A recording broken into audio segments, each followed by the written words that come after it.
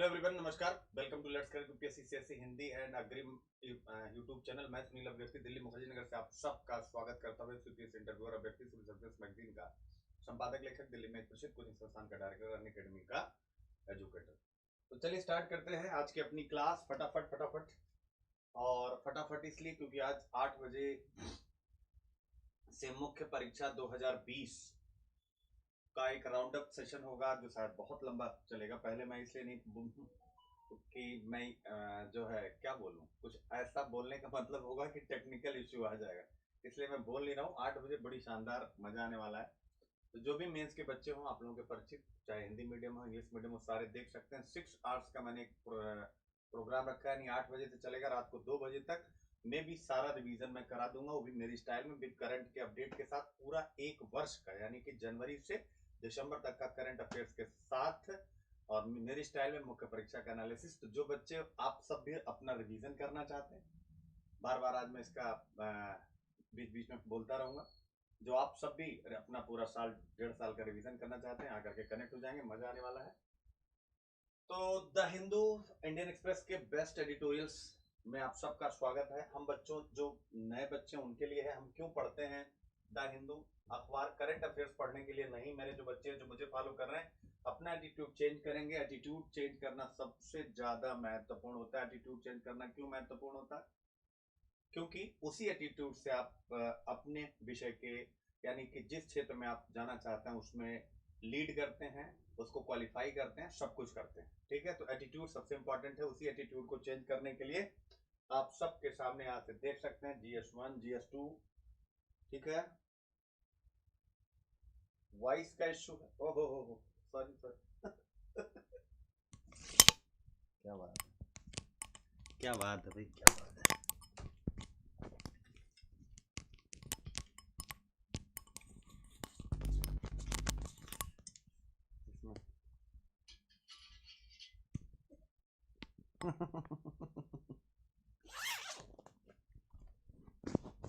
अभी ठीक है, अभी ठीक है, आवाज शानदार।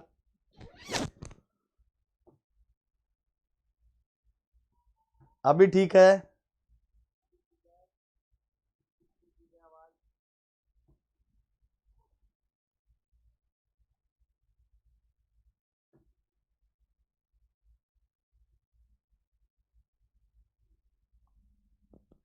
ठीक है। चलिए अभी अभी का ठीक है, इट्स ओके। चलिए चलते हैं, फिर स्टार्ट कर देते हैं फटाफट। मैं कुछ ऐड कर रहा था, अब आगे ऐड करूंगा। जो नए बच्चे हैं, यानी आप कुछ भी पढ़िए, उसको यूज़ करना सीखिए, नहीं तो पढ़ा का पढ़ा किताबों में रह जाएगा और एग्ज़ाम में कुछ निकलेगा नहीं। तो याद रखिए बार बार, द हिंदू किस लिए है? द हिंदू केवल करंट अफेयर्स के लिए नहीं। अगर आप केवल करंट अफेयर्स पढ़ना चाहते हैं तो बहुत प्लेटफॉर्म्स हैं जहां 15 20 25 मिनट में, आधे घंटे में हिंदू समाप्त होता है और सब अच्छा होता है, ऐसा नहीं। बट जो बच्चा यूपीएससी का पूरा मेरे साथ यहाँ पर नॉलेज प्राप्त करना चाहता है, यानी कि यहाँ पढ़ करके और कॉपी में आप लिख सके, वो मेरी कोशिश होती है। यहाँ पढ़ करके और आप केवल ज्ञान ले सके, वो मेरी कोशिश नहीं होती है। तो आपकी कॉपी कैसे चलेगी, कैसे बनेगी, प्रीलिम्स के क्वेश्चंस को कैसे टिक करेंगे, वो मेरी निगाह रहती है। और इसीलिए सभी, यानी जीएस के चारों पेपर, ऑप्शनल, इथिक्स, ऐसे सभी के साथ इंटरलिंक करके यहाँ पर आपको पढ़ाया जाता है। ये देखिए द हिंदू यानी वैकल्पिक विषय। तो आज वैकल्पिक विषय में मजा आने वाला है पॉलिटिकल साइंस के बच्चों को, क्योंकि उनका सीधा एक क्वेश्चन टक्कर मारेगा अपने टॉपिक से। और भी है बहुत कुछ, ठीक है। ये आज की एडिटोरियल ये इंडियन एक्सप्रेस का एडिटोरियल हो गया, बहुत बढ़िया है। यूनाइटेड नेशन सिक्योरिटी काउंसिल पर नई चीज़ें सीखने को मिलेंगी। हाँ जी, नई चीज़ें। और ये हो गया आपका द हिंदू का एडिटोरियल, जो आज हम कर रहे हैं 6 एडिटोरियल। ये आपकी फ्रंट पेज की न्यूज़। ये पीआईबी जो आप करते हैं, मैं केवल आपको एक कंटेंट प्रोवाइडर के रूप में काम करता हूं, जो बहुत इंपॉर्टेंट होता है उसको बता देता हूं, चूंकि फैक्ट होता है। तो आप खुद पढ़ सकते हैं, ऐसा मैं मानता हूं। अनअकैडमी सब्सक्रिप्शन प्लेटफॉर्म, जो भी बच्चे यूपीएससी की तैयारी करना चाहते हैं, इस प्लेटफॉर्म पर मेरे साथ कनेक्ट हो सकते हैं बैच कोर्सेस में, यानी एसके लाइव कोड यूज़ करके अगर आप आते हैं। सारे आपको टॉप एजुकेटर्स यहाँ के अनअकैडमी के मिलेंगे। एसके लाइव कोड यहाँ से, चाहे 22 के लिए हो, चाहे 23 के लिए हो, या आने वाले 6 महीने के लिए हो। बाकी जो बच्चे मुझे बिल्कुल फॉलो करना चाहते हैं मेरी स्ट्रेटजी के साथ कंप्लीट, यानी तो ऑप्शनल, एथिक्स, ऐसे, द हिंदू और प्रीलिम्स। ऑप्शनल में मैं 2 पढ़ाता हूं, एक हिंदी लिटरेचर और उसके साथ साथ हिस्ट्री। तो दोनों ऑप्शनल है। अब हो सकता है आपके मन में बड़े प्रश्न हो, लेकिन मैं पढ़ाता हूं तो पढ़ाता हूं, मुझे पसंद है तो मुझे पसंद है, पढ़ाना हो सकता है कुछ टाइम के बाद जब दोनों लेक्चर रिकॉर्ड हो जाएंगे तो उसके बाद मैं PSIR भी पढ़ा सकता हूँ। तो जिन बच्चों को रुचि होगी वो पढ़ेंगे, जिन्हें नहीं पसंद तो विशेषज्ञ सर्च करते रहेंगे, कोई दिक्कत नहीं। ठीक है, तो ये हो गया आपका ऑप्शनल, एथिक्स और एसे, और उसके बाद ये सारी चीजें। आज थोड़ा स्पीड से चलूंगा ऐड में। फीस आपके सामने, SK लाइव कोड यूज करिए, 10% प्लस और आइकॉनिक दोनों में आप निपटाइए, और ऑप्शनल आप आ जाइए। और जो भी एडमिशन लेना चाहते हैं, NCERT ऑल NCERT महासागर, यानी ये सुबह 8 बजे कल 11th क्लास की NCERT आपको मिलने वाली है। क्या मिलने वाली है? 11th क्लास की NCERT मिलने वाली, बिल्कुल न्यू, यानी पहला चैप्टर कल स्टार्ट करेंगे। और ये है इकोनॉमिक्स की, तो मुझे अच्छे से पता, अगर 11th और 12th की इकोनॉमिक्स आप अच्छे से करते हैं तो चीज़ें बदलेंगी। तो आप मेरे साथ कनेक्ट हो सकते हैं सुबह 8, वैसे थोड़ा मुश्किल है, मैं अभी बाद में बता दूंगा कितने बजे, बट ये स्टार्ट हो रहा है, आप निगाह बनाए रखिए, क्योंकि आज रात की क्लास मैंने क्यों यहाँ पॉज लिया, आज 8 बजे एक क्लास स्टार्ट कर रहा हूँ, और वो क्लास कितने बजे तक जाएगी? 12 से 2 बजे तक तो जाएगी, यानी मुख्य परीक्षा का पूरा राउंड अप, GS 1 2 3 4 और सबके पार्ट्स, और फिर एसे। तो आप समझ सकते हैं चारों पेपर निबंध कराना तो इतना आसान है नहीं, वो भी मुख्य परीक्षा का, वो भी 1 साल के पूरे करंट अफेयर्स के साथ। तो देखेंगे, लास्ट में मैं बता दूंगा। चलिए स्टार्ट करते हैं आज का पहला टॉपिक। फिर से एक बार बता दूं, जो 2020 राउंड अप कराने जा रहा हूं, पहले एक बार बता देता हूं।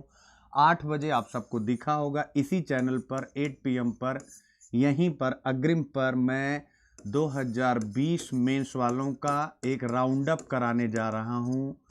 ठीक है ना? राउंड अप, ये आप समझ सकते हैं कितना मुसीबत का काम है। अक्सर आपने कभी इस टाइप की लंबी क्लासेस मुख्य परीक्षा के लिए, चाहे वो यूट्यूब हो चाहे ऑफलाइन हो, इतनी लंबी क्लासेस एक साथ चारों पेपर को कंप्लीट करता हुआ, एसे को कंप्लीट करता हुआ इंटर शायद आपने नहीं देखी होगी, कहीं हुआ नहीं है। तो पहली बार 6 घंटे में चारों पेपर प्लस एसे, वो भी जनवरी से लेकर दिसंबर तक के करंट अफेयर्स, यानी 2020 जनवरी से दिसंबर तक के करंट अफेयर्स के साथ ये कराने जा रहा हूं। बहुत टाइम लगेगा, जैसे मुझे पता है इकोनॉमिक्स में ही लगभग 300 स्लाइड्स हैं। अब आप सोचिए 300 स्लाइड्स केवल इकोनॉमिक्स में है, 10 यूनिट हैं, उन यूनिटों से कनेक्ट करता हुआ कितना टाइम लगेगा मुझे नहीं पता। मैंने चेयर भी एक मंगा ली, मेरे पास नहीं थी, तो एक आदरणीय सर हैं यहाँ पर, उनसे मैंने मंगाया है।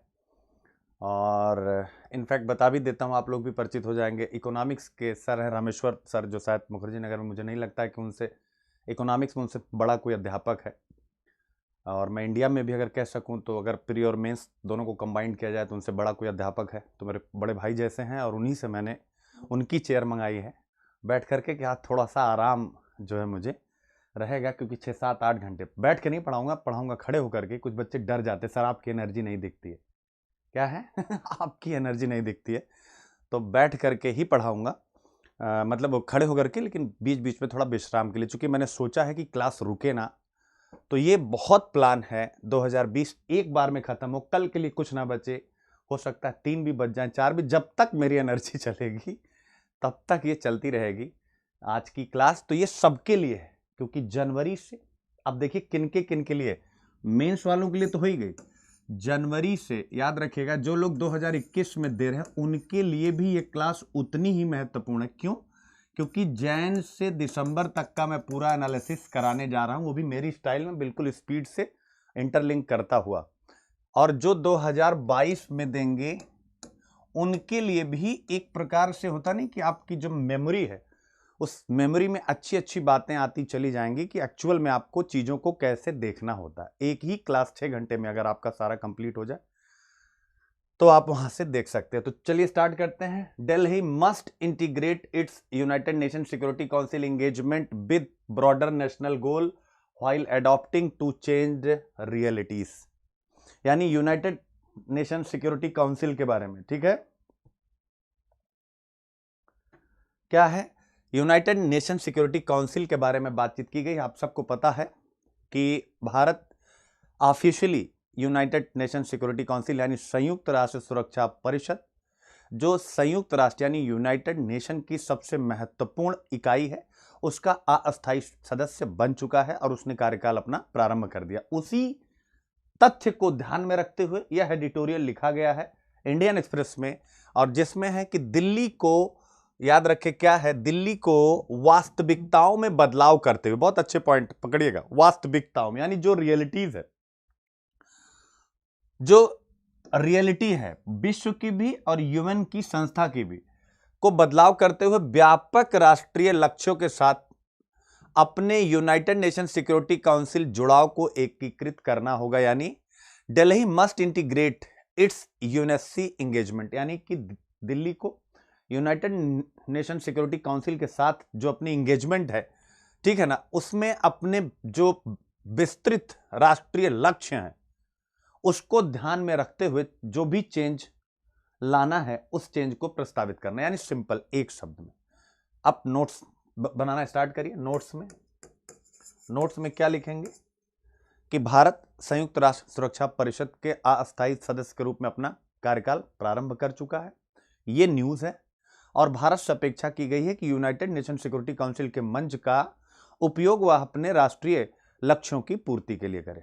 That's it. और राष्ट्रीय लक्ष्य यानी अंतरराष्ट्रीय व्यवस्था में राष्ट्रीय लक्ष्य, दैट्स इट। बस इतना लिखना है, बाकी का सबको आपको काट देना, कोई मतलब नहीं। आई होप आप समझ गए। तो नोट्स बनाते चलिएगा, मैं बार बार आपसे कह रहा हूं, ठीक है। नोट्स IQIPA चले में स्टार्ट हो गया है, यानी यूनाइटेड नेशन सिक्योरिटी काउंसिल के बारे में अगर हम पढ़ने जा रहे हैं। GS2 महत्वपूर्ण अंतरराष्ट्रीय संस्थान क्या है? महत्वपूर्ण अंतरराष्ट्रीय संस्थान, संस्थाएं और मंच, उनकी संरचना और अधिदेश। तो क्या है? महत्वपूर्ण अंतरराष्ट्रीय संस्थान, ये चीज ध्यान रखें। महत्वपूर्ण अंतरराष्ट्रीय संस्थान यूनाइटेड नेशन और उसकी एक इकाई यूनाइटेड नेशन सिक्योरिटी काउंसिल, सीधा सीधा टक्कर मार रहा कंटेंट, ठीक है। अब उसका मंच भारत को मिला है, किसका? यूनाइटेड नेशन सिक्योरिटी काउंसिल का मंच भारत को मिला है। अभी हम आगे देख रहे हैं, मंच मिला हुआ है, और इस मंच का वह किस प्रकार से अपने राष्ट्रीय लक्ष्यों की प्राप्ति के लिए उपयोग करता है, यही इस एडिटोरियल का विषय है। अब मुझे लगता है कि एकदम पिक्चर क्लियर हो गई होगी, जो नए बच्चे होंगे वो उनके लिए भी एकदम सिंपल हो गया, ठीक है। अब देखिए प्रश्न कैसे आता है, जैसे 2015 में पूछा कि संयुक्त राष्ट्र सुरक्षा परिषद में अस्थायी सीट की खोज में भारत के समक्ष आने वाली बाधाओं पर चर्चा कीजिए।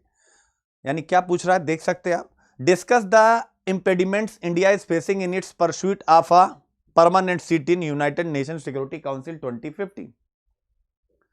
कि 2015 में यह प्रश्न पूछा कि संयुक्त राष्ट्र सुरक्षा परिषद में अस्थायी सीट की खोज में भारत के समक्ष कौन कौन सी बाधाएं, यानी अस्थायी सीट यानी P5, जो परमानेंट 5 देश हैं, अमेरिका, रूस, ये वाले, इस कैटेगरी में भारत कब आकर के शामिल होगा, इस कैटेगरी में भारत कब आएगा, यानी और कैसे आएगा, ठीक है ना। ये भारत की खोज, यानी भारत भी चाह रहा है भारत के समझ, तो भारत कब आएगा, कैसे आएगा, तो इस कब और कैसे के सामने सबसे बड़ी बाधा क्या है, यानी क्या कह रहा, बाधा बताइए बच्चों, बड़ा इंपॉर्टेंट, ठीक है ना। बाधा बताइए, इंपेडिमेंट्स बताइए, यानी बाधा बताइए। आप जो पढ़ने जा रहे हैं इस बाधा पर, यानी अपनी कॉपी में नोट्स में लिखिए, इतना लंबा लिखने की भी जरूरत नहीं है, नोट्स में लिखिए।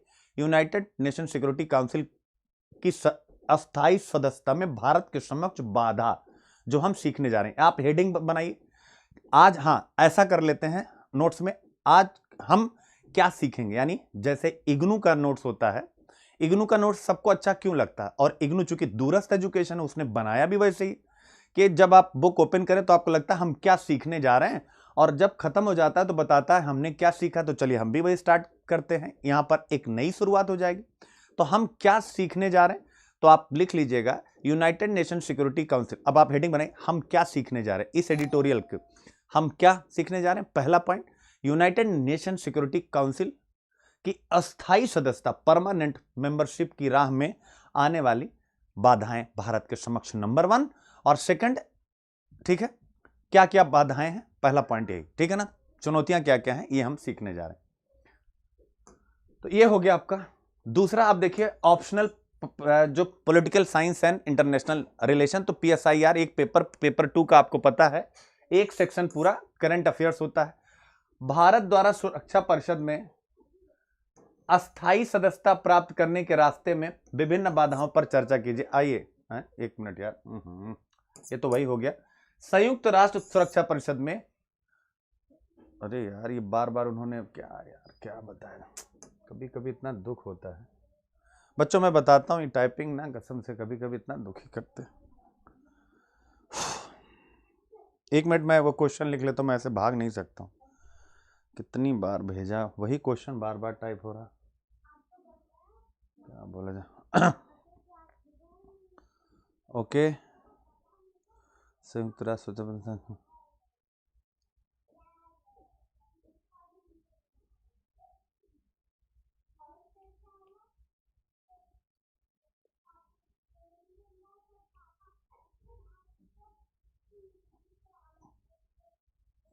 एक मिनट। अच्छा मैंने, चलिए कोई नहीं, अब कहीं गया। पॉलिटिकल साइंस का था, 2018 का क्वेश्चन था, बड़ा अच्छा क्वेश्चन था, इसलिए समझ में नहीं आ रहा बार बार वही क्वेश्चन क्यों लग गया।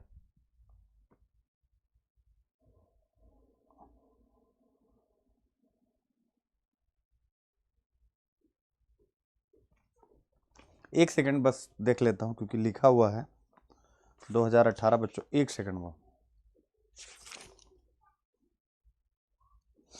मिल जाओ मिल जाओ मिल जाओ मिल जाओ मिल जाओ बच्चे।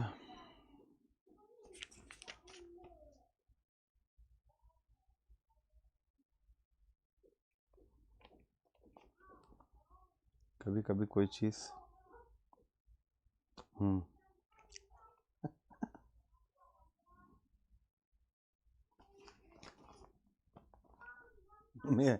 टाइपिंग की गलती नहीं है मैं भैया, देखिए आप, सेम क्वेश्चन, ये अनसॉल्व पेपर है पॉलिटिकल साइंस में, सेम क्वेश्चन यहां भी आया हुआ, सेम क्वेश्चन बच्चा, तभी मैं कहूं कैसे। भारत द्वारा सुरक्षा परिषद में अस्थायी सदस्यता प्राप्त करने के रास्ते में ये आया है, विभिन्न बाधाओं पर चर्चा। देखिए कैसे, अगर आप प्रीवियस ईयर्स के ऑप्शनल कर जाएं तो आप सीधा क्वेश्चन टक्कर मार सकते हैं। यहां आया स्थायी सीट की खोज में भारत के समक्ष आने वाली बाधाएं, यही सेम क्वेश्चन पॉलिटिकल साइंस 2018 में, सेम क्वेश्चन, यानी जो जीएस में पूछा वही ऑप्शनल में पूछा। अब आप मेरी चीज को और अच्छे से समझ पाएंगे जो नए बच्चे होंगे, और केवल पीएसआईआर के लिए नहीं, हर एक विषय के लिए है, कि ये यूपीएससी ये वो नहीं है जो हम किताबों में ढूंढ रहे हैं, ये वो यूपीएससी है जो हमारी समझ है। कौन सा ऑप्शनल कौन सा जीएस देख रहे हैं, दोनों में सेम एक डिट्टो क्वेश्चन आ रहा, और ऐसे बहुत से क्वेश्चन आ रहे हैं, तो सेम क्वेश्चन है, बताने की आवश्यकता नहीं, यानी ठीक टाइप हुआ सारे क्वेश्चन। तो ये हो गया 2 क्वेश्चन, यानी कि कौन सी बाधा आ रही 2015 जीएस, और वही क्वेश्चन उठा करके टक से मार दिया है 2018 का जो है आपका पीएसआईआर। ठीक है, देखिए ऐसे ही आप जीएस का चेक करिएगा, ये केवल एक है, कुछ और बातें वो भी सीख लीजिए। 2014 का एक क्वेश्चन आया हुआ है पेपर 3 में, पूंजीवाद के ऊपर और समावेशी विकास के ऊपर, बहुत लंबा सा, 2014 में इतना लंबा क्वेश्चन है, आप एक बार चेक करिए, इतना बड़ा सा, और अंत में यही लिखना है कि पूंजीवाद के और समावेशी विकास में जो विरोधाभास हैं, पैराडॉक्सेस हैं, वो क्या क्या है, विरोधाभास हैं। ठीक है, वही निबंध, पूंजीवाद और समावेशी विकास में क्या विरोधाभास है, वही 2015 में वही टॉपिक उठा के कि क्या पूंजीवाद के द्वारा समावेशित विकास हो पाना संभव, सीधा चिपका दिया जीएस का क्वेश्चन ही, कहां पर, ए में। अब आप समझ रहे हैं, आपको बहुत कम पढ़ना है, मैक्सिमम आउटकम लेना है। तो ये हो गया आपका दूसरा टॉपिक, मतलब दूसरा जो हम यूनाइटेड नेशन सिक्योरिटी काउंसिल। फिर आइए देखते हैं, ये पीएसआईआर ऑप्शनल हो गया आपका।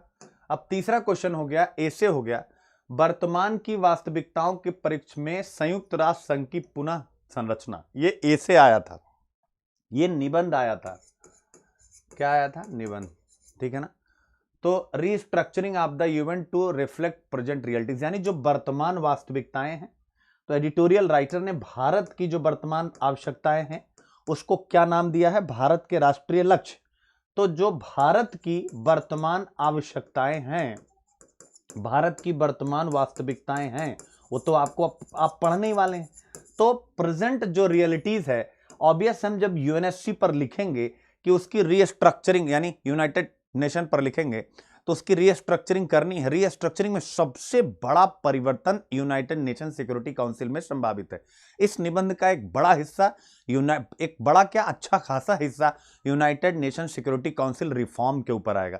तो अगर आप यूएनएससी रिफॉर्म पर लिखना चाहते हैं, ध्यान करिएगा, अगर आप यूएनएससी रिफॉर्म पर लिखना चाहते हैं तो अभी हम जो सारे पॉइंट ही वही आ रहे हैं, 5 पॉइंट दिए गए हैं, क्या क्या रिफॉर्म और उसमें इंडिया का क्या इंटरेस्ट है, वो सारी चीजें यहां पर दी गई। बहुत अच्छा टॉपिक। और फिर उसके बाद एथिक्स यूनिट 6, अंतरराष्ट्रीय संबंधों तथा निधि व्यवस्था में फंडिंग में नैतिक मुद्दे आपके सामने। इतना बड़ा प्रश्न आया है 2015 में। अब आप देखिएगा, इंग्लिश मीडियम वाले यहां से पढ़ लेंगे। अंतरराष्ट्रीय स्तर पर अधिकांश राष्ट्रों के बीच, ठीक है, अभी ये ठीक है, अंतरराष्ट्रीय स्तर पर अधिकांश राष्ट्रों के बीच द्विपक्षीय संबंध, यानी द्विपक्षीय संबंध अन्य राष्ट्रों के हितों का सम्मान किए बिना स्वयं के राष्ट्रीय हित को प्रोन्नत करने की नीति के द्वारा नियंत्रित होते हैं। यानी कि अंतरराष्ट्रीय स्तर पर जो द्विपक्षीय संबंध होते हैं उसमें लोगों का नेशनल इंटरेस्ट हावी होता है, नैतिकता हावी नहीं होती है। तो ये चीज यहां पर कहा गया, ठीक है ना।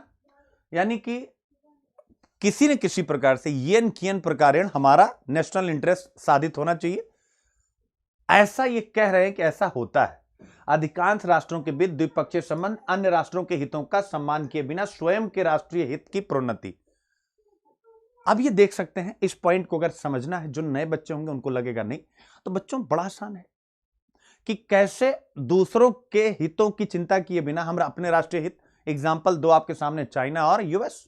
यूएस ने अमेरिका जो चीनी उत्पाद थे उस पर आयात शुल्क बढ़ा दिया, चाइना ने भी कर दिया, ट्रेड वॉर स्टार्ट हो गया। तो अब चाइना और अमेरिका के संरक्षणवाद, अपनी वस्तुओं का संरक्षण, अपने उद्योगों का संरक्षण, और उसके कारण से जिसे आर्थिक विश्लेषकों ने, सामरिक विशेषज्ञों ने क्या नाम दिया, उसे नाम दिया गया, क्या नाम दिया गया, यानी ट्रेड वॉर का। तो दो देशों की लड़ाई, लेकिन पूरा विश्व प्रभावित हो रहा था। क्यों? क्योंकि ग्लोबलाइज्ड वर्ल्ड है, ठीक है। वैश्विक सप्लाई चेन में सभी राष्ट्र की अपनी अपनी क्षमता और अपनी अपनी जो योग्यता के हिसाब से भागीदारी है, पार्टिसिपेशन है, तो सबको नुकसान हो रहा था। यही होता है अपने अपने। चाइना क्या करता है? सारा काम अपने हित का, ठीक है।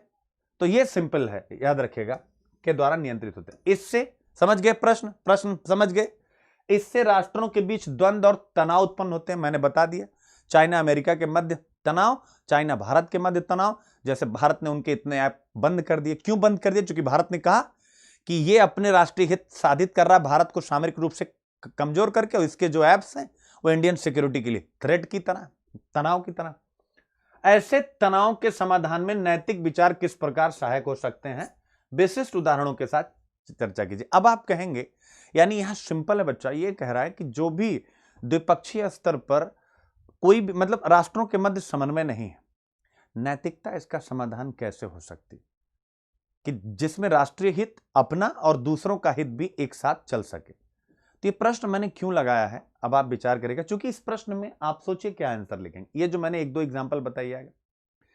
तो अब हम यहां पर द्विपक्षीय संबंधों को देखने जा रहे हैं इस एडिटोरियल में, जहां हम परमानेंट 5 यानी P5 यानी अस्थाई 5 सदस्य को देखेंगे और उनके बीच में चलने वाले तनाव को देखेंगे। और तनाव इसलिए हो रहे हैं क्योंकि सभी पक्ष अपना अपना राष्ट्रीय हित साधित कर रहे हैं। और ये बैठे कहां हैं?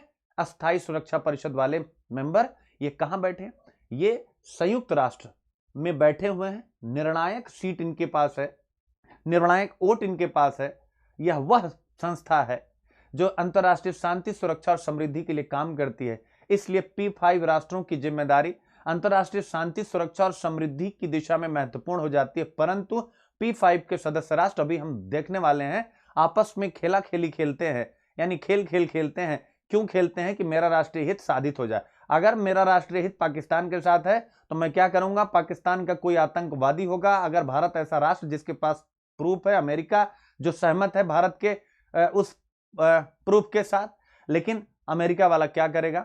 अरे वो सॉरी, चाइना वाला उसको कहेगा कि ये आतंकवादी नहीं और वीटो का इस्तेमाल करेगा। तो समझ सकते हैं मैं ये चीज यहां क्यों रखा हूं कि ये गलत है।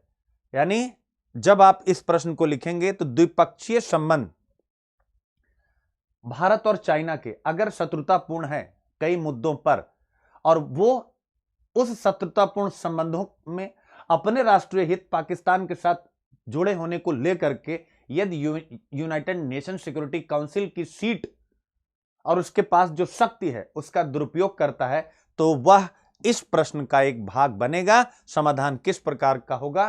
तो आप लिखेंगे यूनाइटेड नेशन सिक्योरिटी काउंसिल अंतर्राष्ट्रीय शांति, सुरक्षा और समृद्धि के लिए बनी है। ऐसे में चाइना जो अपने राष्ट्रीय हित के लिए आतंकवादियों को भी आतंकवादी घोषित नहीं करने देता है, उसे अंतर्राष्ट्रीय नैतिकता के मानकों का अनुपालन करना होगा। ऐसा आप कर सकते हैं। तो ये हो गया, यहां से चल सकते हैं। तो ये हो गया, यानी देख सकते हैं आप कहां से कहां आपको चीजें चाहिए। और दूसरी चीज है, जो बच्चे ये सोच रहे हो, कितने मासूम होते हैं जो बच्चे कहते हैं सर एक बुक बता दीजिए, क्या आप सबके मन में है? बिल्कुल है। सब कहते हैं सर कोई एक बुक बता दीजिए, एकदम सॉलिड बुक जो एकदम इथिक्स करा दे। आप मार्केट उठा लीजिए, अगर ये सारी चीजें लिखी एक शब्द कहीं पाई तो आइएगा, कहिएगा ये देखिए सर ये मिल गई है, आप गलत बोल रहे, कहीं कुछ है ही नहीं। बस आपको संतुष्टि हो जाएगी कि आपने किताब पढ़ लिया। फिर ऐसी किताबों की तरफ क्यों जाना, क्यों ना ऐसे लोगों की तरफ अटैच होना जो एक्चुअल में इस परीक्षा का बिच्छू मंत्र जानते हैं। याद रखें, बिच्छू मंत्र मैं कह रहा हूं, बिच्छू काटता है बहुत तकलीफ होती है। 21 से 28 साल उम्र कब हो जाएगी पता नहीं चलेगा, बिच्छू जैसा ही है। बिच्छू के काटने से भी बदतर है। बिच्छू का काटा हुआ तो झाड़ फूंक के द्वारा या कुछ, लेकिन इसका 8-9 वर्ष के बाद अगर असफलता हाथ लगती है तो लाइफ से बहुत कुछ निकल जाता है। इसलिए एकदम ऐसे पकड़िएगा, समय रेत की तरह निकलेगा। बिच्छू मंत्र वालों को ढूंढिएगा, तब जाकर के चीजें हो पाएंगी। किताबों में नहीं है, कहीं नहीं है। चलिए स्टार्ट करते हैं। India has been a non permanent member of the UN security council for, Bharat 8 वर्षों के लिए संयुक्त राष्ट्र सुरक्षा परिषद का एक गैर अस्थायी सदस्य रहा है। गैर अस्थायी, नॉन परमानेंट रहा है, 8 वर्ष तक रहा है। और जिसका नया कार्यकाल शुरू हुआ, अभी आगे बता रहे हैं क्या क्या है भारतीय। अब यहां पर एडिटोरियल राइटर साफ कह रहे हैं कि अब क्या करना है कि भारत के जो हित हैं, भारत के जो राष्ट्रीय हित हैं, अब भारत को इस मंच का इस्तेमाल करते हुए भारत के राष्ट्रीय हितों को और आगे बढ़ाना है। अब अगर भारत इस मंच का इस्तेमाल कर रहा है तो भारत ने पहले ही कह दिया है कि भारत बहुपक्षीयता मल्टी जो आपका डायमेंशनल अप्रोच है, मल्टीप्लेटलिज्म है, भारत उसको आगे लेकर के चलेगा, जिसको हम लोग कहते हैं गुट निरपेक्षता 2। गुट निरपेक्षता 2 कहते हैं। 1 होता है गुट निरपेक्ष, यानी कि हम किसी गुट का हिस्सा नहीं होंगे। अब क्या हो गया कि पूरा विश्व बहुध्रुवीय होना चाहिए। हालांकि एडिटोरियल राइटर ने इसके बारे में कुछ नहीं लिखा, मैंने आपको केवल बता दिया कि जिससे आपका पीछे का सब याद आ जाए। तो भारतीय हितों का विस्तार अब महत्वपूर्ण है, यह कहा गया है। फिर इसके बाद कहा गया है कि भारत के जो भी राष्ट्रीय लक्ष्य है, अब उसको यहां पर उसे पूरा करना चाहिए। तो सबसे पहली बात आपको ये याद रखना, संयुक्त राष्ट्र सुरक्षा परिषद के सदस्य के रूप में भारत कब कब क्या रहा है। तो ये पीटी फैक्ट यानी प्रीलिम्स का फैक्ट, तो आप क्वेश्चन भी बनाते चलिएगा, जो मैं कहता आ रहा हूं स्टार्टिंग से, ठीक है ना। ये 8वीं बार है, यानी ये 8वीं बार है कि Bharat United nation security council का मेंबर बना है। भारत का टर्म जनवरी 2021 से स्टार्ट हो रहा है और वह 2022 के एंड तक यानी दिसंबर एंड तक इसका मेंबर रहेगा। तो आप देख सकते हैं 21 और 22 के लिए भारत की सदस्यता, इसी पर एडिटोरियल लिखा गया है। 7 टाइम, इसके पहले 7 बारी 1950, 51, 67, 68, 90, 72, 73, 77 to 78, 84 to 85, 91 to 92, 11 and 12। तो ये रहा है, इसको भी याद रखिएगा। प्रीलिम्स का कब रहा है कब नहीं रहा, ऐसे भी प्रीलिम्स के फैक्ट आपको फंसा सकता है। तो ये एक जनरल इंफॉर्मेशन हो गई। अब आते हैं एडिटोरियल पर वापस। यूएन सिक्योरिटी काउंसिल, संयुक्त राष्ट्र सुरक्षा परिषद क्या है? तो ये क्या है? ये संयुक्त राष्ट्र का सबसे महत्वपूर्ण अंग है यूनाइटेड नेशन का। ये आप नोट करते चलिएगा, ये संयुक्त राष्ट्र का सबसे महत्वपूर्ण अंग है, जिसका उद्देश्य है अंतर्राष्ट्रीय शांति, सुरक्षा, समृद्धि और उसका रख रखाव, जो आपको लगातार कई बारी मैं बताया हूं, आपको याद हो चुका है। इसके 10 गैर अस्थायी सदस्य होते हैं, नॉन परमानेंट होते हैं, जो 2 साल के लिए नियुक्त होते हैं। भारत जो नियुक्त हुआ है, और 5 परमानेंट मेंबर हैं, जिसमें पहला है चाइना, दूसरा फ्रांस, तीसरा रशिया, चौथा जो है आपका यूएस, और फिर उसके बाद यूके, ठीक है। तो ये 5 इसके मेंबर हैं, ध्यान करेंगे अस्थाई, और इन्हीं की जिम्मेवारी है। फिर इसके बाद है करंट नॉन परमानेंट मेंबर्स, जो जिनका कार्यकाल दिसंबर में समाप्त होने वाला है। वो कौन कौन से हैं आप देख सकते हैं, Belgium, Dominic republic, Germany, Indonesia, South Africa, ठीक है ना, ये सब, एस्टोनिया, ये सारे आप यहां से देख लेंगे। ये बहुत इंपॉर्टेंट नहीं है, इसको आपको केवल एक जानकारी के लिए दिया गया, बहुत इंपॉर्टेंट नहीं है। अब जो एनालिसिस यहां से स्टार्ट होगा, वो एनालिसिस क्या है आपके सामने? संयुक्त राष्ट्र में भारत की स्थिति। सबसे पहले एडिटोरियल राइटर ने कहा, अब आप नोट कर सकते हैं फिर से नोट्स, संयुक्त राष्ट्र सुरक्षा परिषद में भारत की स्थिति। ये आपके लिए भी नोट्स है। पहला, यानी एडिटोरियल राइटर ने कहा है कि 21वीं सदी के पहले दशक में भारत की स्थिति यूनाइटेड नेशन सिक्योरिटी काउंसिल में बेहतर हुई, यानी कि 2010 और ये जो 20 का आरंभिक है, इसमें हमारा जो हम वहां मजबूत हुए। क्यों मजबूत हुए? रीजन दिया गया, ड्यू टू इकोनॉमिक ग्रोथ, यानी आर्थिक समृद्धि के कारण हमारी स्थिति वहां पर मजबूत होगी।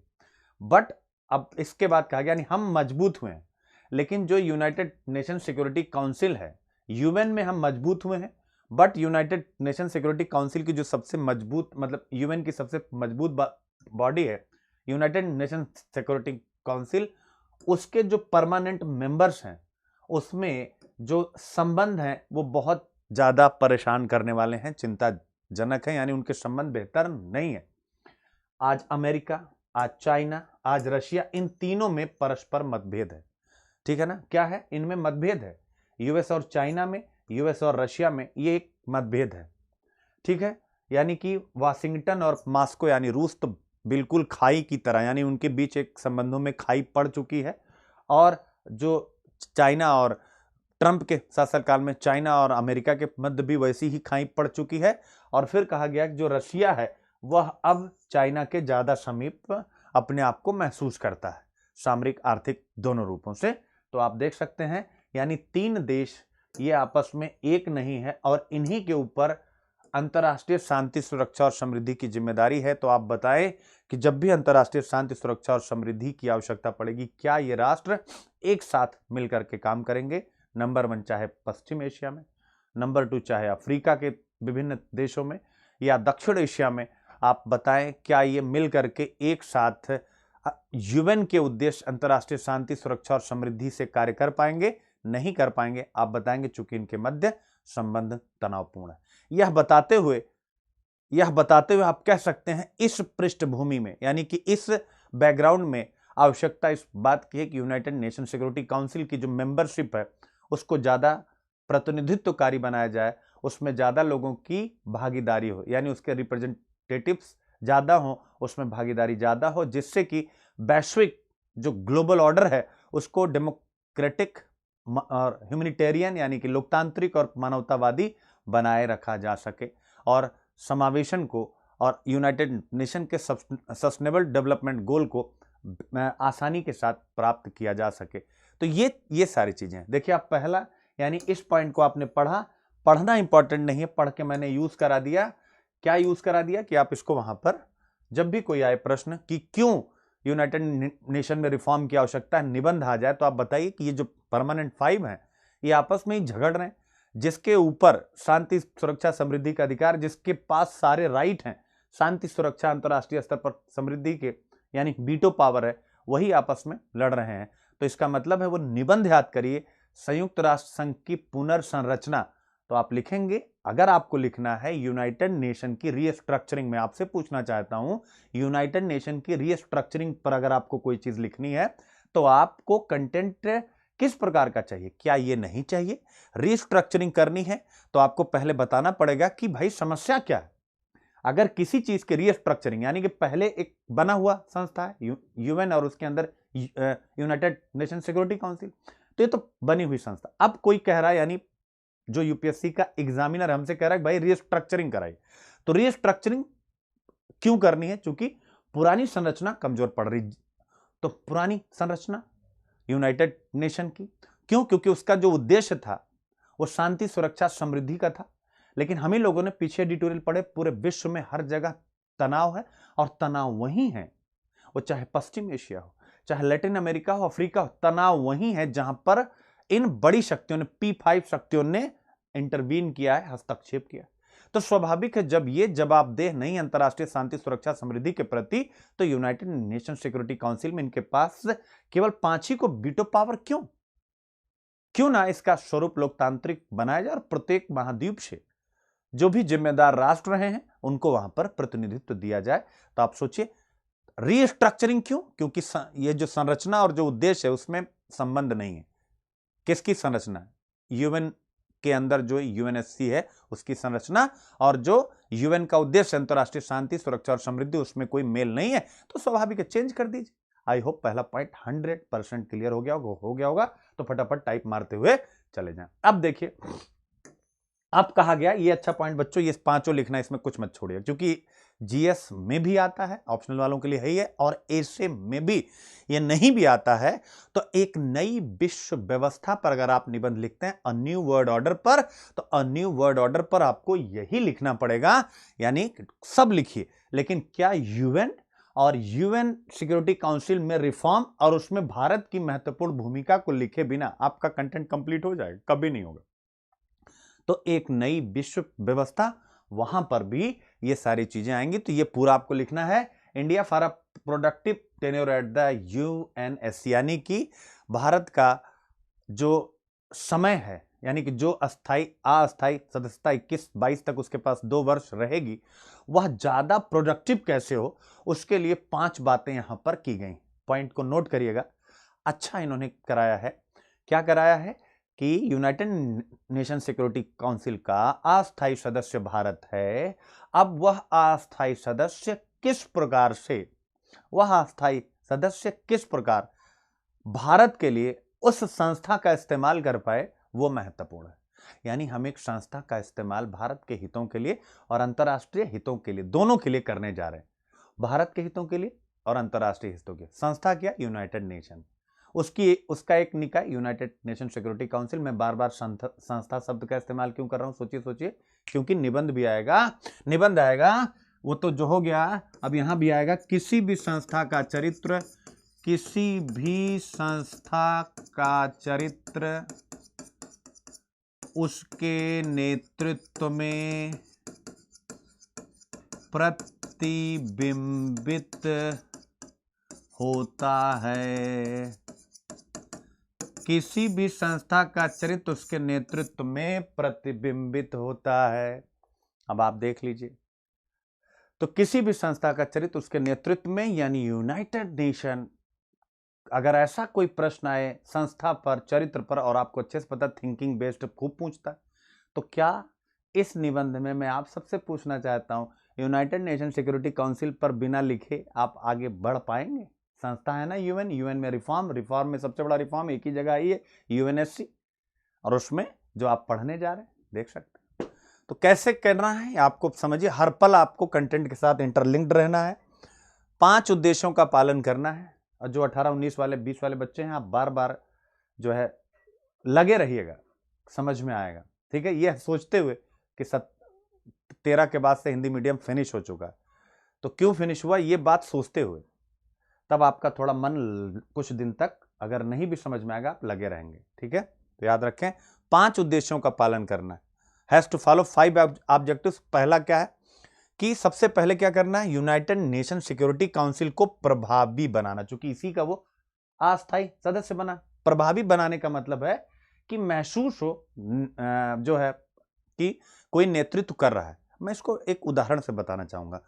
प्रभावी शब्द को पकड़िएगा, क्योंकि आपके मन में हो सकता है कि एक भाई प्रभावी, टीएन सेशन सर के पहले बहुत से चुनाव आयुक्त आए थे।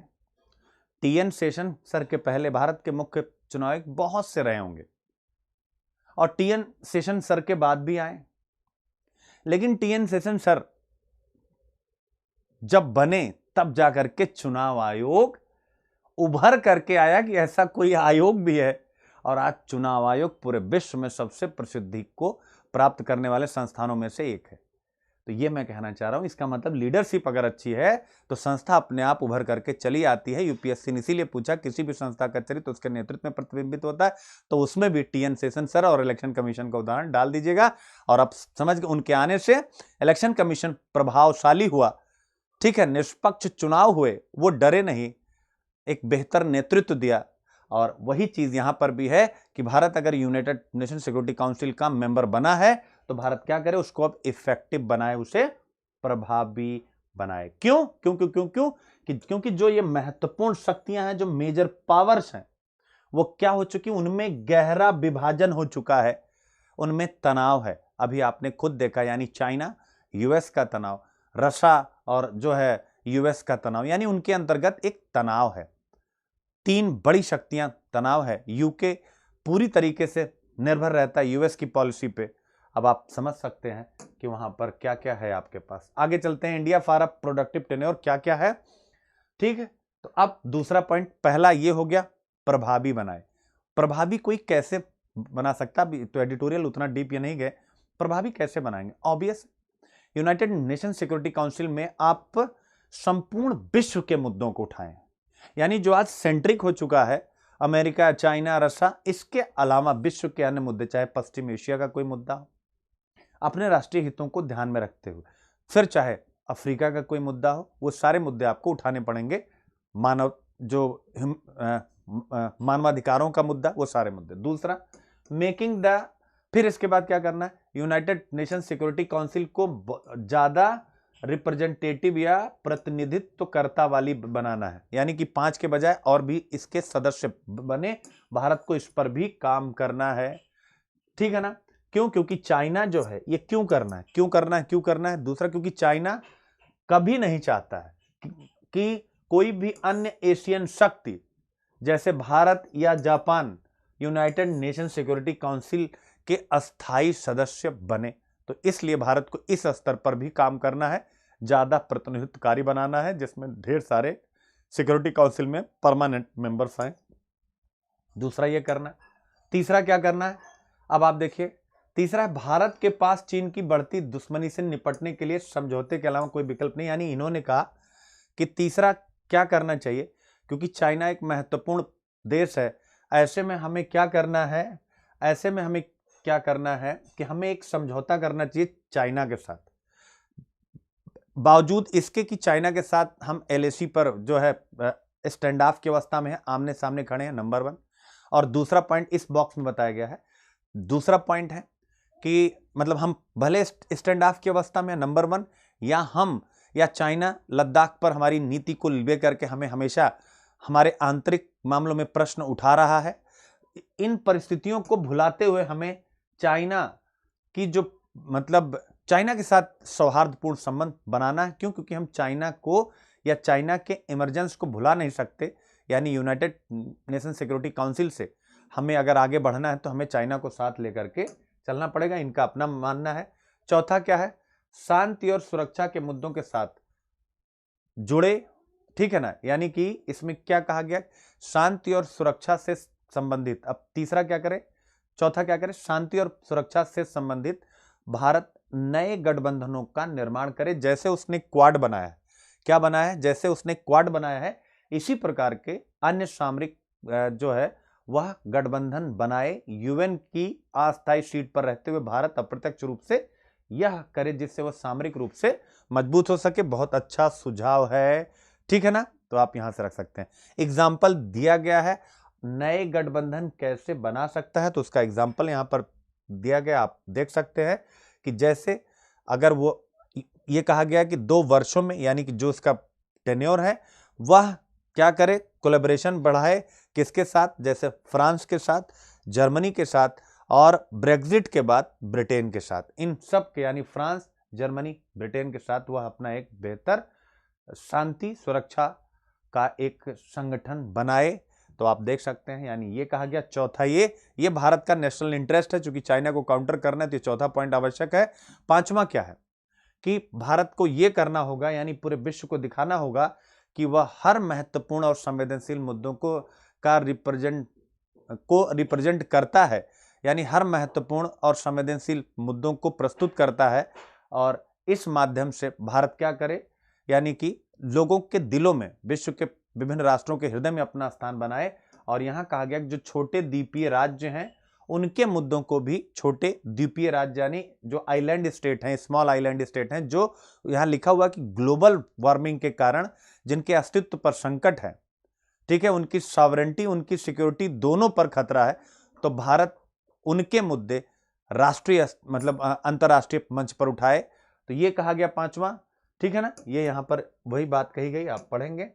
फिर इसके बाद क्या कर रहा है, अब वो 5 प्रायोरिटीज याद रखिएगा, यानी अब 2 वर्ष के लिए बना, इस बार भी ये प्रश्न आ सकता है, ठीक है, 20 में भी। अदर प्रायोरिटी अफ्रीका, यानी कि उसकी अन्य प्रायोरिटी, यानी उन 5 के अलावा अफ्रीका पर भारत को अपनी विशेष तैयारी करना चाहिए। क्यों करनी चाहिए कि संयुक्त राष्ट्र जो सिक्योरिटी काउंसिल है उसकी मीटिंग में से जितनी मीटिंग होती है, मान लीजिए 100 बैठकें हुई, तो 100 में से लगभग 49-50 यानी नियरली हाफ 48-49-50 मीटिंग्स केवल अफ्रीका के बारे में होती हैं। दूसरा क्या है, यूनाइटेड नेशंस सिक्योरिटी काउंसिल के अबावियस है 60% जो दस्तावेज होते हैं, डॉक्यूमेंट्स होते हैं, वो इसी के संदर्भ में, अफ्रीका के संदर्भ में 70% जो रेजोल्यूशंस होते हैं वो इसके संदर्भ में, यानी अफ्रीका पर ज़्यादा वहाँ पर फोकस रहता है। ठीक है, तो ऐसे में ये जो सारी चीज़ें होती हैं किस लिए होती हैं कि अफ्रीका में शांति और सुरक्षा बनी रहे। इंडिया को इस प्रकार के इश्यू को उठाते हुए और अफ्रीका के साथ अपने द्विपक्षीय मुद्दों को भी मजबूत करना है, यानी इन मुद्दों को भी उठाए, वहां पर अंतर्राष्ट्रीय शांति, सुरक्षा, समृद्धि का, और उसके साथ साथ अपने द्विपक्षीय संबंध भी बनाए। तो यूनाइटेड नेशन सिक्योरिटी काउंसिल का इस्तेमाल इस प्रकार से करें। तो अब आपको अच्छे से पता है प्रश्न क्या था कि संयुक्त राष्ट्र सुरक्षा परिषद की राह में बाधा क्या है। तो आपने खुद ही देख लिया कि चाइना कभी नहीं चाहता कि भारत उसका सदस्य बने। तो बाधाओं में एक पॉइंट यहां पर आपके सामने आकर के कि भारत और जापान ऐसी एशियाई शक्तियों को वह नहीं चाहता है कि उसकी अस्थायी सदस्यता प्राप्त कर पाए।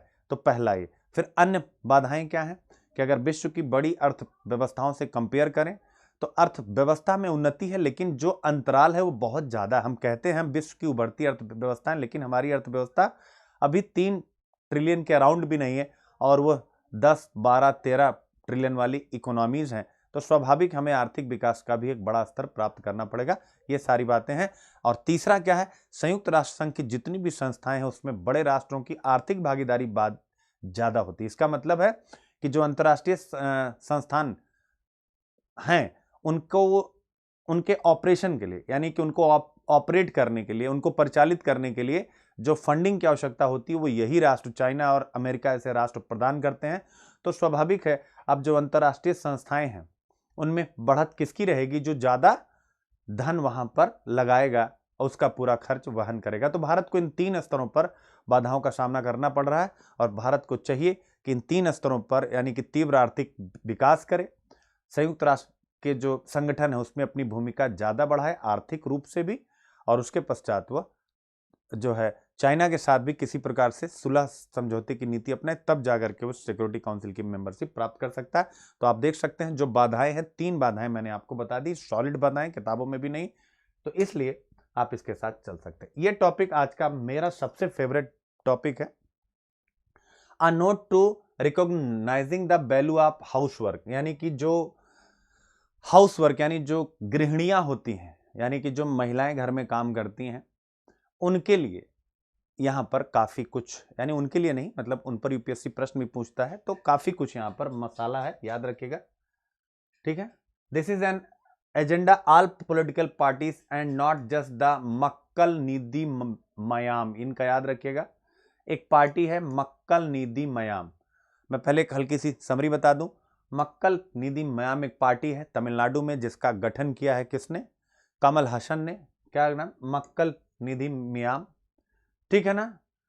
और इन्होंने कहा है कि अगर वो सत्ता में चुन करके आते हैं, यानी अपने जो इनका राजनीतिक घोषणा पत्र होता है राजनीति सभी पार्टियों का, तो इनका जो इसमें उन्होंने कहा कि जो भी हाउस वर्क है, यानी जो गृहिणियां घर पे हैं काम करती हैं, तो उनके घरेलू कामकाज को क्या करेंगे, ये रिकॉग्नाइज करेंगे, यानी उसको स्वीकृति देंगे कि यह एक प्रकार का रोजगार है, और उनको मंथली वेतन दिया जाएगा अगर ये सत्ता में चुन के आते हैं इनकी सरकार की तरफ से।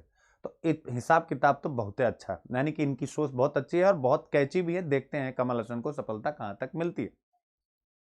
एक चीज ये हो गया। तो यूपीएससी हमारे लिए क्यों महत्वपूर्ण, आपको अच्छे से पता, मुद्दा ये है। और हमारे लिए कहां है महत्वपूर्ण, तो यूपीएससी तो वुमेन का एकदम से समझिए फैन है, और जबरदस्त क्वेश्चन। गृह कार्य के मूल्य को पहचानने के लिए एक संकेत, ठीक है ना, एक संकेत यानी स्वाभाविक है, ठीक है ना। अब देखिए यहां पर एडिटोरियल राइटर ने कहा, जो मैंने बताया कि अगर भाई गृह कार्य को स्वीकार करते हुए, रिकॉग्नाइज करते हुए आप इनको वेतन दे रहे हैं, यानी सैलरी इनको दे रहे हैं, तो ये केवल किसी एक पार्टी के लिए नहीं है, ये केवल किसी एक पार्टी का एजेंडा नहीं है, इससे सभी पार्टियां अपने अपने विजन में शामिल कर सकती हैं। ये बात यहां पर कही गई, यानी कि जो एडिटोरियल राइटर है ये भी इसकी समर्थक है कि जो औरतों के गृह कार्य हैं उनको न्यायोचित बर्ताव मिलना चाहिए। तो ये यहां से पढ़ रहे हैं, बट हम लोग आगे और भी पढ़ेंगे। बहुत अच्छा एनालिसिस है, डीप एनालिसिस है सोशियोलॉजी वाले बच्चों के लिए, क्योंकि यहाँ एक सोशियोलॉजिस्ट हैं, बड़ी प्रसिद्ध हैं वैश्विक स्तर पर, तो उनका पूरा एक कोटेशन है और उसके माध्यम से हम लोग चीजें कंप्लीट करने वाले हैं। तो चलते हैं महिलाओं की भूमिका और महिला संगठन GS1 सोसाइटी में, ठीक है ना। अब कल भी हमने पढ़ा था भारत में एक मध्यम वर्गीय कामकाजी महिला की उपस्थिति को पैट्रियार्की किस प्रकार प्रभावित करता था। अब ये मत मानिएगा, ये तो मैंने दिखाया पैट्रियार्की बस। क्या, अब आप प्रश्न नोट करिए, नया प्रश्न, क्या महिलाओं के गृह कार्य को या घरेलू कार्य को सवैतनिक यानी विद वेज सवैतनिक बना देने से पितृतंत्र की मानसिकता पर प्रभाव पड़ेगा? टिप्पणी कीजिए, चर्चा कीजिए। अब आप देखिए, मैंने इसको उलट दिया, यानी पैट्रियार्की है, मैंने कह दिया कि अगर भाई कुछ उनको मंथली वेतन आएगा तो क्या पैट्रियार्की कुछ बदलेगी? भाई उनके पास आर्थिक ताकत आई, तो जिसके पास आर्थिक ताकत, पुरुष का वर्चस्व इनके पास भी आएगा, तो कहीं ना कहीं ये पॉइंट है। अब आते हैं ए से, कामकाज और घर की संभाल। क्या भारतीय कामकाजी महिला एक न्यायोचित बर्ताव प्राप्त कर रही है? यानी देखिए, इधर देखिए, घर की संभाल, देखिए निबंध देखिए, और फिर आप किताबों में ढूंढिए इंडिया की जो भी निबंध किए, क्या ये सब चीजें मिलती हैं कभी? इसीलिए हिंदू बेस्ट है और सबसे बेस्ट है, और इंडियन एक्सप्रेस। घर की संभाल, तो घर की संभाल क्या भारतीय कामकाजी महिला, अब घर की संभाल वही तो कह रहे हैं कमल हसन साहब, यही तो कह रहे हैं गृह कार्य, यानी जो घर की संभाल है वो न्यायोचित बर्ताव नहीं प्राप्त कर रही। अभी हम आंकड़े पढ़ेंगे, न्यायोचित बर्ताव पकड़े रहिएगा, अभी हम पढ़ने वाले हैं न्यायोचित बर्ताव, यानी आंकड़े प्राप्त करेंगे कि न्यायोचित बर्ताव नहीं, जो बिना वेतन के काम होता पुरुषों की तुलना में 3 गुना महिलाएं ज्यादा करती, तो न्यायोचित बर्ताव प्राप्त कर रही हैं। ये अभी आंकड़ों में आपको मिलने वाला नहीं, प्राप्त कर रहे हैं। तो ये निबंध एकदम जबरदस्त रूप से आपको वहां पर 2012 में आया था। ऐसे ही बूंद बूंद से सागर बनेगा। व्हाट हैपेंड, यानी कि क्यों ये हम पढ़ने जा रहे हैं, घटनाक्रम क्या है। तो राज्य विधानसभा के चुनाव होने वाले, उसमें तमिलनाडु सरकार, तमिलनाडु राज्य में, और वहां पर जो कमल हसन जो वहां के एक्टर हैं, उन्होंने मक्काल निधि मयाम एक पार्टी बनाई है MNM, और उन्होंने एक आई कैचिंग इलेक्शन प्रॉमिस किया है, यानी कि आंखों को अच्छा लगने वाला आई कैचिंग है, यानी कि एक बार आई कैचिंग की, अरे मतलब कोई भी होगा, कोई भी महिला, चूंकि 50% वोटर महिलाएं हैं, और आप विचार कर सकते हैं, तो इसका मतलब उन्होंने एकदम से अटैक कर दिया है। अब आगे देखते हैं क्या होता है, ठीक है ना। उनके लिए, उन महिलाओं के लिए, ये भी याद रखिएगा, बड़ा पेचीदा पॉइंट, जो फुल टाइम होम मेकर्स हैं, यानी कि जो फुल टाइम गृह कार्य करती हैं। ये बार बार मैंने फुल टाइम पर फोकस क्यों करा है? ये फुल टाइम ठीक है, लेकिन जो कुछ समय के लिए करती हैं और फिर सिलाई कढ़ाई वगैरह कुछ काम करती हैं, वो कहाँ जाएंगी? तो आपने केवल फुल टाइम पकड़ा है, थोड़ा याद रखिएगा, ये बड़ा पेचीदा है, इसकी आलोचना होगी फुल टाइम की।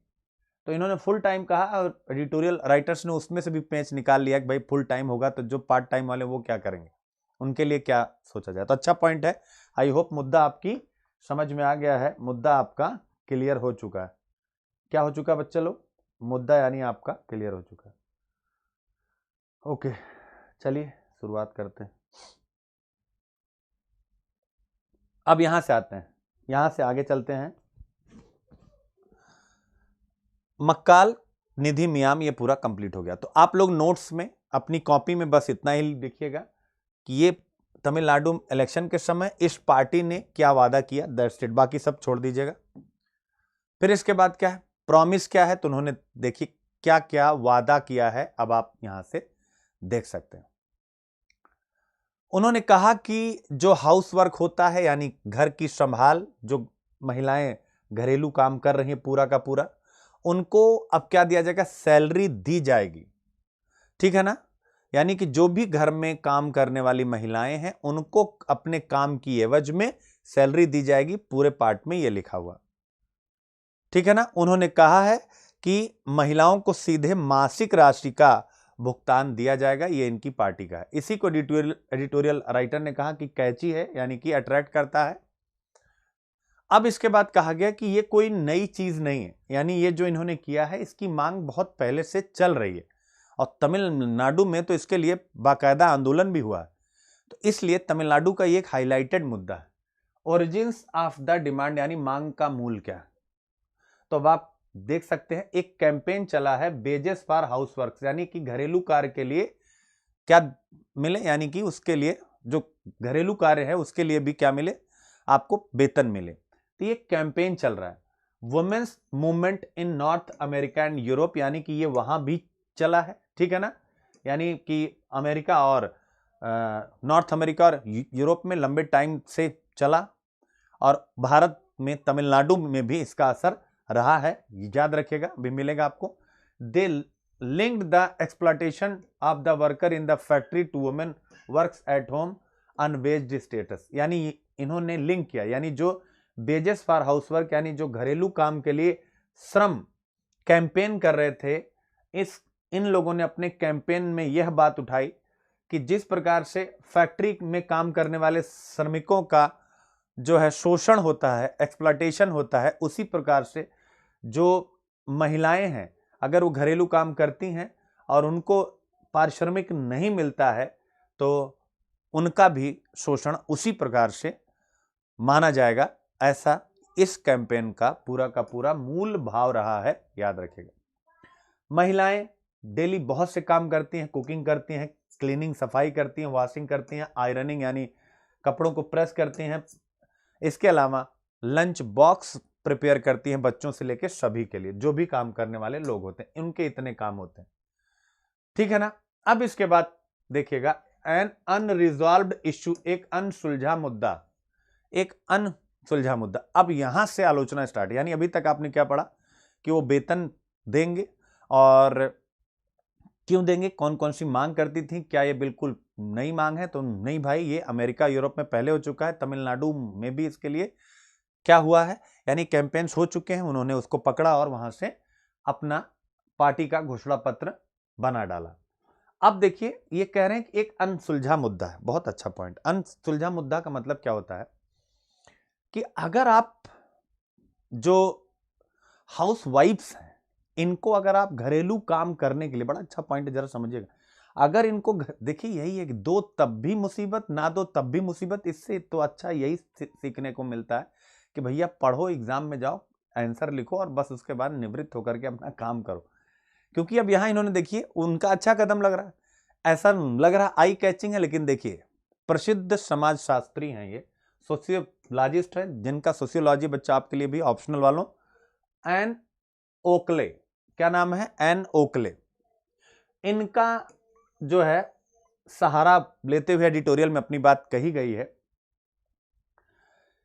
कि, और इन्होंने 1970 में, याद रखें, एक बुक लिखी थी, एक बुक लिखी थी किस पर, हिस्ट्री ऑफ हाउस वर्क, ठीक है ना, यानी कि घरेलू कार्य के इतिहास पर इन्होंने एक पुस्तक लिखी थी जो बहुत ज्यादा प्रसिद्ध हुई थी, ठीक है ना, उन्होंने पुस्तक लिखी थी। अब उनका स्टेटमेंट यहां पर उठा लिया गया, इसमें यह कहा गया कि घर के काम के लिए मजदूरी केवल महिलाओं के को घर के भीतर कैद करेगी। अब देखिए यही मैंने कहा, मैंने क्या कहा, अन्ना ओकले ने क्या कहा, इन्होंने कहा कि अगर हम महिलाओं को घरेलू कार्य के लिए वेतन दे देंगे तो हम उनको सीमित कर देंगे कि तुम अब घरेलू काम ही करो।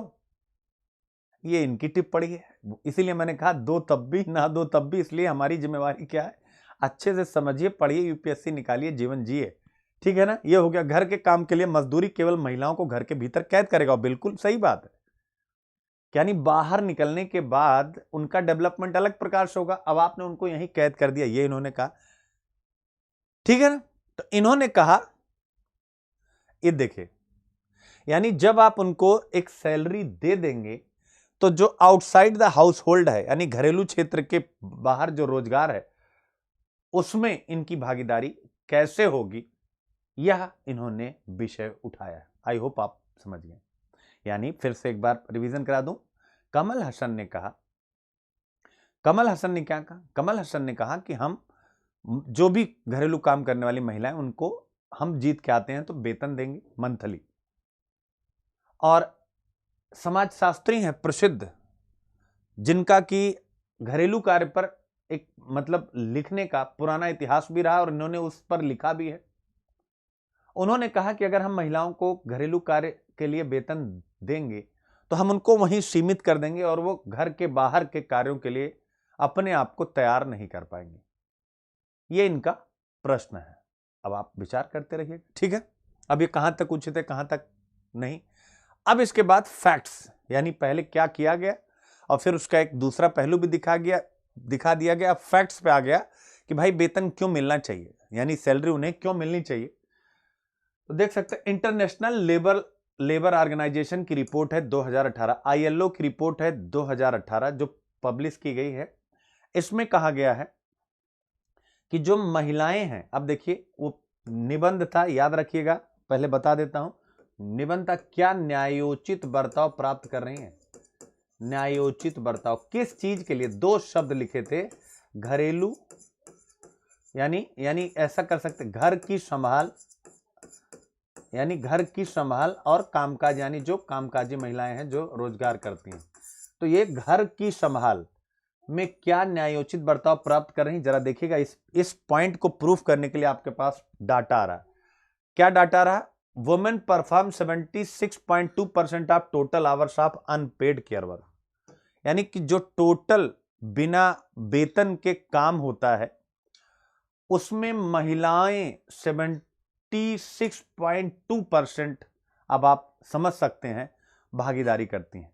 यानी कि जो भी देखभाल का काम है, women perform 76.2% of total hours of unpaired, सभी केयर, मतलब कि इतना आवर वो काम करते हैं, कोई वेतन उनको नहीं मिल रहा। ये जो अनपेड बिना पैसे के काम करते हैं उन पुरुषों की तुलना में 3 गुना ज्यादा है।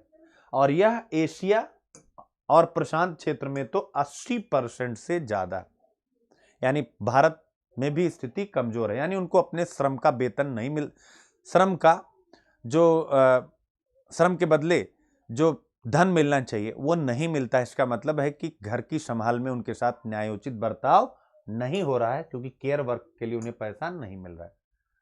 फिर इसके बाद एडिटोरियल राइटर्स ने इतना बताने के बाद, फैक्ट्स बताने के बाद 3 क्वेश्चन उठाए कि अगर हम ये वेतन दे देते हैं तो क्या ये वेतन का भुगतान सामाजिक समस्या को हल करेगा। यानी जो मैंने प्रश्न आपको बताया, पैट्रियार्की इन्होंने लिखा नहीं, लेकिन ये भाव यही निकल के आ रहा है, क्या पितृतंत्र यानी जो मानसिकता है उस मानसिकता में बदलाव ये ला पाएगा जो घरेलू महिलाओं को सामना करना पड़ता है। दूसरा, क्या यह केवल उन महिलाओं के लिए है जो पूर्णकालिक गृहिणी है। अब देख लीजिए, फुल टाइम, अरे भाई हाफ टाइम वाली कहां जाएंगे, देखिए फुल टाइम है, यह भी एक प्रश्न उठाया गया।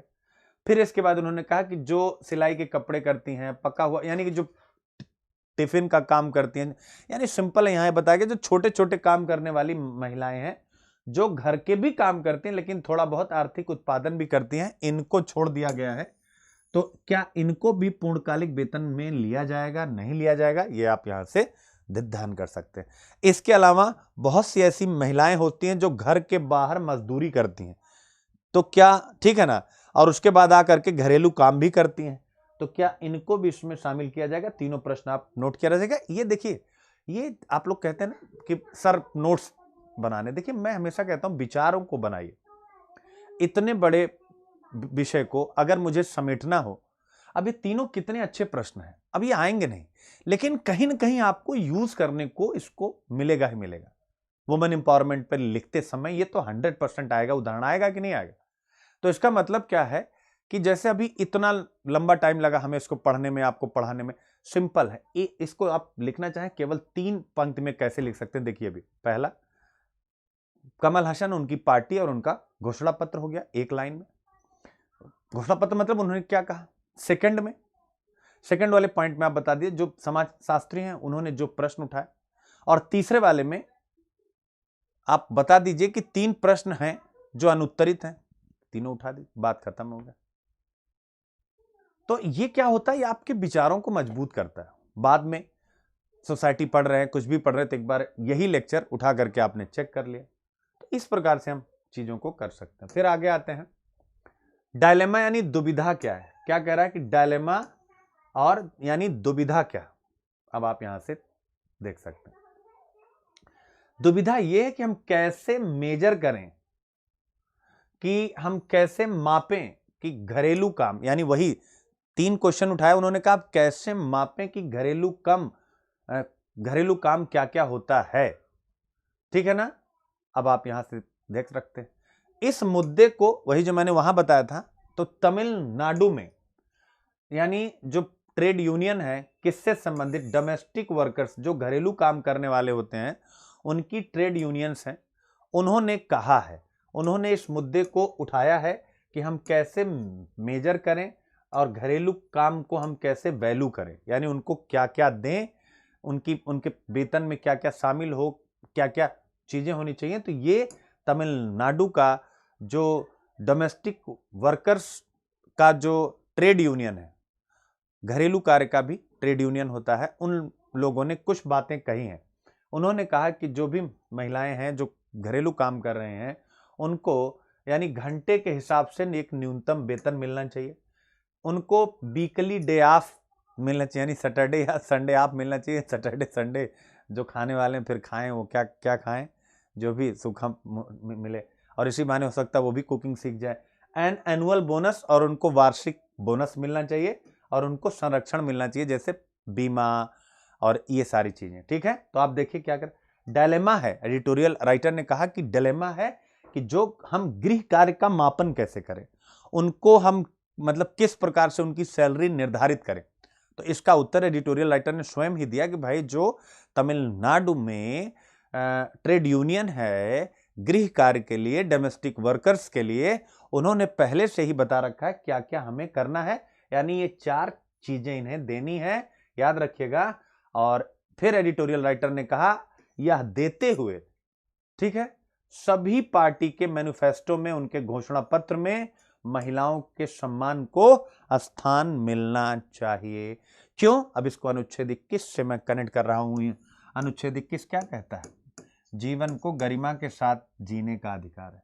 तो अनुच्छेद 21 से, एडिटोरियल राइटर ने नहीं किया, मैं कर रहा हूं, अनुच्छेद 21 जीवन को गरिमा के साथ जीने का अधिकार। तो अगर गरिमा के साथ जीने का अधिकार है तो स्वाभाविक है यह जो पहल है गृह कार्य को वेतन देने वाला, यह बहुत ही अच्छा कदम है। अब इसका एक और पहलू बता देता हूं, जो क्रिस्टीना लिगार्ड ने कहा था कि यदि महिलाओं की भूमिका बढ़ जाए जो है वर्कफोर्स में 25%, तो जीडीपी में बहुत बड़ा ग्रोथ हो जाएगा। कैसे हो जाएगा? अब ये घर का काम करेंगी, इनके हाथ में वेतन आएगा, पैसा आएगा, ये क्या करेंगी? ये डिमांड करेंगी। क्या करेंगी? डिमांड करेंगी। सबसे पहले इंसान डिमांड किस चीज की करता है? अपनी उपयोग की वस्तुएं, यानी जो महिलाएं उपयोग करती हैं अपने उपयोग की वस्तुएं, ठीक है ना। इनका तो इसका मतलब इससे संबंधित जो कंज्यूमर उद्योग है वो आगे बढ़ पड़ेगा। फिर ये भी बैंकों में निवेश करेंगी, सबका प्रधानमंत्री जनधन योजना खाता है, बैंक भी मजबूत होंगे, ठीक है ना। बैंकों के पास लिक्विडिटी आएगी, वो पैसे और जो है सिस्टम में डाल पाएंगे, यानी उनके पास पैसा होगा, ठीक है।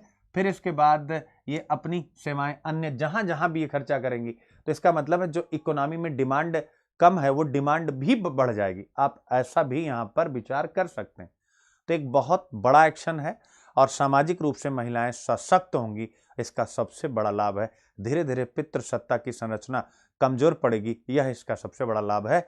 इसलिए इस पक्ष में हमेशा मतलब आपको रहना चाहिए, हमें भी रहना चाहिए, सभी विचारकों को। और कमल हासन के इस जो उन्होंने मारा है टॉक सिक्सर, इसका सम्मान करना चाहिए, इससे प्रेम करना चाहिए, ठीक है। कमियां सब में।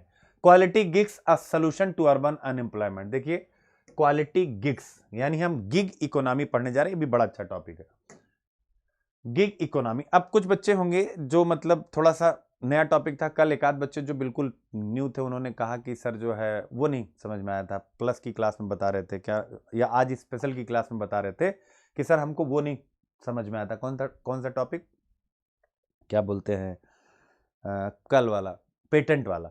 तो चूंकि फर्स्ट टाइम आपने पढ़ा, 2-3 बारी लेक्चर पढ़ेंगे तो आपको समझ में। ऐसे ही जो नए बच्चे हैं उनको गिग इकोनॉमी थोड़ा सा कम समझ में आएगा, लेकिन अभी धीरे धीरे आपको जब 1-2 बारी लेक्चर सुनेंगे, क्योंकि फर्स्ट टाइम जब हम कोई चीज करते हैं तो दिक्कत आती है।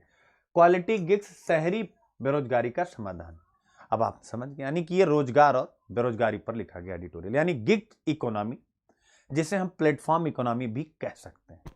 जैसे यानी आप एक कार खरीदिए और वह ओला या उबर में आप क्या करिए, रजिस्टर्ड करा लीजिए। अब आपके पास एक पूरा आ जाएगा जीपीएस सिस्टम, एक मोबाइल, आपका अकाउंट उनके पास गया। अब इसके बाद आप सवारी उठाइए, ढोइए, सारी इंफॉर्मेशन आपके पास आती रहेगी, कहाँ है, कैसे है, किस कंडीशन में, कितना रेट है, कैसे जाना है, और आप अपना काम करिए, आपको आपका पारिश्रमिक मिल जाएगा। तो इसी को बोलते हैं यानी गिग इकोनॉमी, याद रखिएगा। यानी कि कॉन्ट्रैक्ट जो करके हम श्रम का उपयोग करते हैं, कॉन्ट्रैक्ट लेबर इसे हम कह सकते हैं। जैसा अभी हम लोगों ने पढ़ा कहां पर, कर्नाटका में नरसापुर में जो घटना हुई थी, बिस्ट्रॉन जो मल्टीनेशनल कंपनी थी, तो यानी आईफोन ने अपना मैन्युफैक्चरिंग वियतनाम को दिया। वियतनाम ने सस्ते लेबर के कारण, कि भारत में सस्ता श्रम है, कौशल युक्त है, तो उन्होंने कहाँ दिया, उन्होंने जो है भारत को दिया आईफोन की एक यूनिट बनाने के लिए। समझ रहे हैं ना, कॉन्ट्रैक्ट। वहां पर 8,500 उस कंपनी ने 8,500 कॉन्ट्रैक्ट लेबर लिए। ठीक है, तो ये होता है इस प्रकार से, ठीक है ना, यानी कॉन्ट्रैक्ट के माध्यम से काम करना। गिग इकोनॉमी अब ये बढ़ रही है, तो उसके बारे में है। यानी कि ये कहा गया कि अगर गिग्स में गुणवत्ता लाई जाए तो शहरी बेरोजगारी का ये समाधान कर सकता है, याद रख सकते हैं। क्यों? क्योंकि नरेगा के समान शहरों में कोई रोजगार की व्यवस्था नहीं है जो विपरीत परिस्थिति में सहायता कर सके। ऐसे में रोजगार के नए रूपों का समर्थन करना पड़ेगा, और रोजगार का नया रूप है गिग इकोनॉमी। ये पॉइंट याद रखेंगे, गिग इकोनॉमी। हम इसको बाद में करेंगे, पहले टॉपिक पढ़ेंगे तब आएंगे अब की बार यहां पर, यानी जो है इंटरलिंकिंग पर, तब और ठीक है। क्यों? क्योंकि थोड़ा इसको पढ़िए, नया टॉपिक है, नहीं तो रिदम टूटेगा। Centre for monitoring Indian economy का डाटा, यानी CMIE, जो एक संस्था है जो रोजगार पर डाटा निकालती है, उसने कहा कि रोजगार में बहुत ज्यादा गिरावट आई है, और यह कहा गया है कि राष्ट्रीय रोजगार में यानी तीव्र गिरावट है। नेशनल अनएम्प्लॉयमेंट रेट जो है वर्तमान में नवंबर में था, बेरोजगारी की दर 6.51%, जो अब कितनी हो गई है 9.06% इन दिसंबर। तो राष्ट्रीय बेरोजगारी दर में ये तीव्र जो वृद्धि हो रही है, यहां से यहां तक पहुंच गई है। इसी रेफरेंस को ध्यान में रखते हुए एडिटोरियल राइटर ने लिखा कि गिग इकोनॉमी में जो शहरी क्षेत्र में रोजगार के नए अवसर उपलब्ध है, यानी जैसे स्विगी वगैरह हो गए, ये क्या हो गए, ये गिग इकोनॉमी के किंग्स हैं। यानी आप अपना रेस्टोरेंट लगाइए, उनके साथ कनेक्ट हो जाइए, आपको एक प्लेटफॉर्म मिल गया, आपके रेस्टोरेंट का सामान वो खरीदेंगे, वो अपना डिलीवरी कराएंगे, और आपको आपका मेहनताना यानी आपका जो खर्च है और वो आपका बोनस है, वो सारी आपको मिल जाएंगी। ठीक है, तो ये चीज यहां पर कहा जा रहा है। तो ये है। फिर इसके बाद क्या करा, ग्रामीण भारत में वापस आते हुए मजदूर बताया गया, यानी एडिटोरियल क्यों लिखा गया, यानी यहां पर समझाया गया कि जब कोविड आया तो ग्रामीण भारत की तरफ जो शहरी प्रवासी थे इनका पलायन हुआ, तो वहां पर यानी कि शहरी रोजगार छूटा तो ग्रामीण भारत में गए, वहां पर इनको सहारा देने के लिए मनरेगा नामक व्यवस्था, यानी जो हमारी रोजगार गारंटी योजना है, यह वहां उपस्थित थी, जिसका प्रमाण है कि कोविड के टाइम पर याद रखें 243% जो कार्य दिवस है प्रति व्यक्ति वह बढ़ा है, यानी इतने % ज्यादा लोग मनरेगा के तहत रोजगार प्राप्त किए लॉकडाउन के दौरान। और यह कहा गया कि मंथ ऑफ नवंबर तक इनको भारत सरकार को मनरेगा पर जितना खर्चा करना था वो इतना खर्चा करना था 864,000, उसका 90% यानी कि खर्च हो चुका है। यानी इतने % जब श्रम इंक्रीज हुआ, लेबर मतलब आया, तो इतना पैसा यानी वेतन देने में वो सब खत्म हो चुका है। तो आप देख सकते हैं नरेगा पर निर्भरता कैसे बढ़ी। इसी तथ्य को ध्यान में रखते हुए और फिर कहा जा रहा है कि अभी यानी कि अभी आप देखिए लगभग 13%, 13% ऐसे लोग हैं जो काम मांग रहे हैं लेकिन उनके पास काम नहीं है। ठीक है ना? अब आप यहां से देख सकते हैं लगभग 75 मिलियन हाउस होल्ड हैं जो काम मांग रहे हैं बट उन्हें काम नहीं मिल रहा। अब आप यहां से देखें, still being unable to fulfil demands for, ठीक है ना, 13%, 75 मिलियन हाउस होल्ड जो भी मांग रहे हैं, आप देख सकते हैं। तो इसका मतलब फिर अब शहरों में हमें क्या चाहिए, इसी का एक विकल्प चाहिए। तो इसी के विकल्प, यानी गांव में तो संभाल लिया गया, आपको पता है कि गांव में तो संभाल लिया गया, लेकिन शहरों में क्या होगा। तो अब यहां से आप देखिए, आइए पहले देखते हैं गिग वर्कर्स कौन होते हैं, यहां से समझते हैं। गिग श्रमिक बच्चों, गिग वर्कर्स क्या है, शॉर्ट टर्म कॉन्ट्रैक्ट्स और फ्रीलांस वर्कर्स होते हैं। अल्पकालिक अनुबंध या फ्रीलांस श्रमिक हैं, वो अस्थायी कार्यकर्ता नहीं है। मैं इसको अपने उदाहरण से बताता हूं। जैसे मेरी अपनी कोचिंग है, लेकिन मैंने एक दो बड़े संस्थानों में उन्होंने मुझे ऑफर किया तो मैंने फ्रीलांसिंग करी, यानी मैं उनका परमानेंट कॉन्ट्रैक्ट में काम नहीं करता था, मुझे आर के हिसाब से वो पेमेंट करते थे और मेरी क्लास लगवाते थे। तो बस वही चीज़ है जैसे बिस्ट्रॉन कंपनी में 8,500 कॉन्ट्रैक्ट लेबरर को लगाया गया था, जो हम लोगों ने आईफोन कंपनी का पढ़ा था। तो गिग श्रमिक अल्पकालिक अनुबंध या फ्रीलांस श्रमिक हैं। ये खतरा भी है क्योंकि भाई इनकी कोई गारंटी नहीं, वे अस्थायी कार्यकर्ता नहीं है, पॉइंट याद रखिएगा। तो गिग इकोनॉमी की डेफिनेशन सीख रहे हैं, उसके बाद ये भी सीख रहे हैं कि यहां पर क्या प्रश्न बनेगा। तो यही बनेगा कि भैया क्या हो जाएगा कि गिग इकोनॉमी खतरा है, क्योंकि जब अस्थाई नहीं है, कॉन्ट्रैक्ट पर है, तो क्या होगा, पैसा मिलेगा नहीं मिलेगा, कम मिलेगा तो तोड़फोड़ होगी, कंपनी बंद हो जाएगी, जैसे आईफोन वाली हुई कर्नाटक में। तो आप देख सकते हैं। अब तो ये महत्वपूर्ण पॉइंट है, यानी डेफिनेशन ही महत्वपूर्ण है। कैसे है, अब यहां पर क्या कहा गया है, पर इसको भी पढ़ लीजिए, फिर लाता हूं एक प्रश्न। How big is the Indian gig economy, यानी इंडिया में गिग इकोनॉमी, गिग तो अब बच्चों समझ गए। अब तो गिग इकोनॉमी देखिए, ये कहा गया है कि विश्व का जो 40% फ्रीलांस जॉब है वह भारत के पास है, ठीक है, और लगभग 15 मिलियन कौशल युक्त प्रोफेशनल्स हैं इस इंडस्ट्री में भारत के।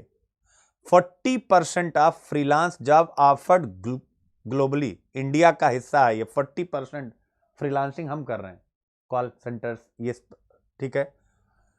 The Indian gig economy is projected to grow by 115% by 2023, यानी कि 2023 तक 115% ये बढ़ जाएगा। यानी गिग इकोनॉमी इंडियन इकोनॉमी का एक बहुत बड़ा आधार बनने वाला, जो फ्रीलांसिंग है, जो कॉन्ट्रैक्ट होता है, जो अस्थायी होता है, और गिग इकोनॉमी कैसे आता है, ग्लोबलाइजेशन का इंपैक्ट है। बड़ी बड़ी कंपनियां, जैसे बार बार आईफोन का चूंकि आप लोगों ने पढ़ा है, तो आईफोन कंपनी है अमेरिका की, मैन्युफैक्चरिंग के लिए दिया आईफोन वियतनाम ने क्या किया, भारत में उनको पता है कि लेबर सस्ता है और कौशल युक्त है, तो उन्होंने क्या किया कि जो है भारत में उन्होंने फ्री अपना डाल दिया कॉन्ट्रैक्ट, मतलब जो है एक इकाई यहां भी खोल दी, और उस इकाई में 8,500 लोगों को क्या किया गया, जो है कॉन्ट्रैक्ट लेबरर के रूप में मंगाया गया। बाद में उनके वेतन का इश्यू हुआ, झगड़ा हुआ, तो वही है कॉन्ट्रैक्ट लेबरर। इसका मतलब है गिग इकोनॉमी ग्लोबलाइजेशन का परिणाम है। यहां तक आई होप आपको क्लियर हो गया। बस अगर क्लियर हो गया, यूपीएससी का प्रश्न आप करने जा रहे हैं, 2016 में पूछा है। फटाफट आइए, गिग इकोनॉमी को समझते हुए फटाफट आते हैं।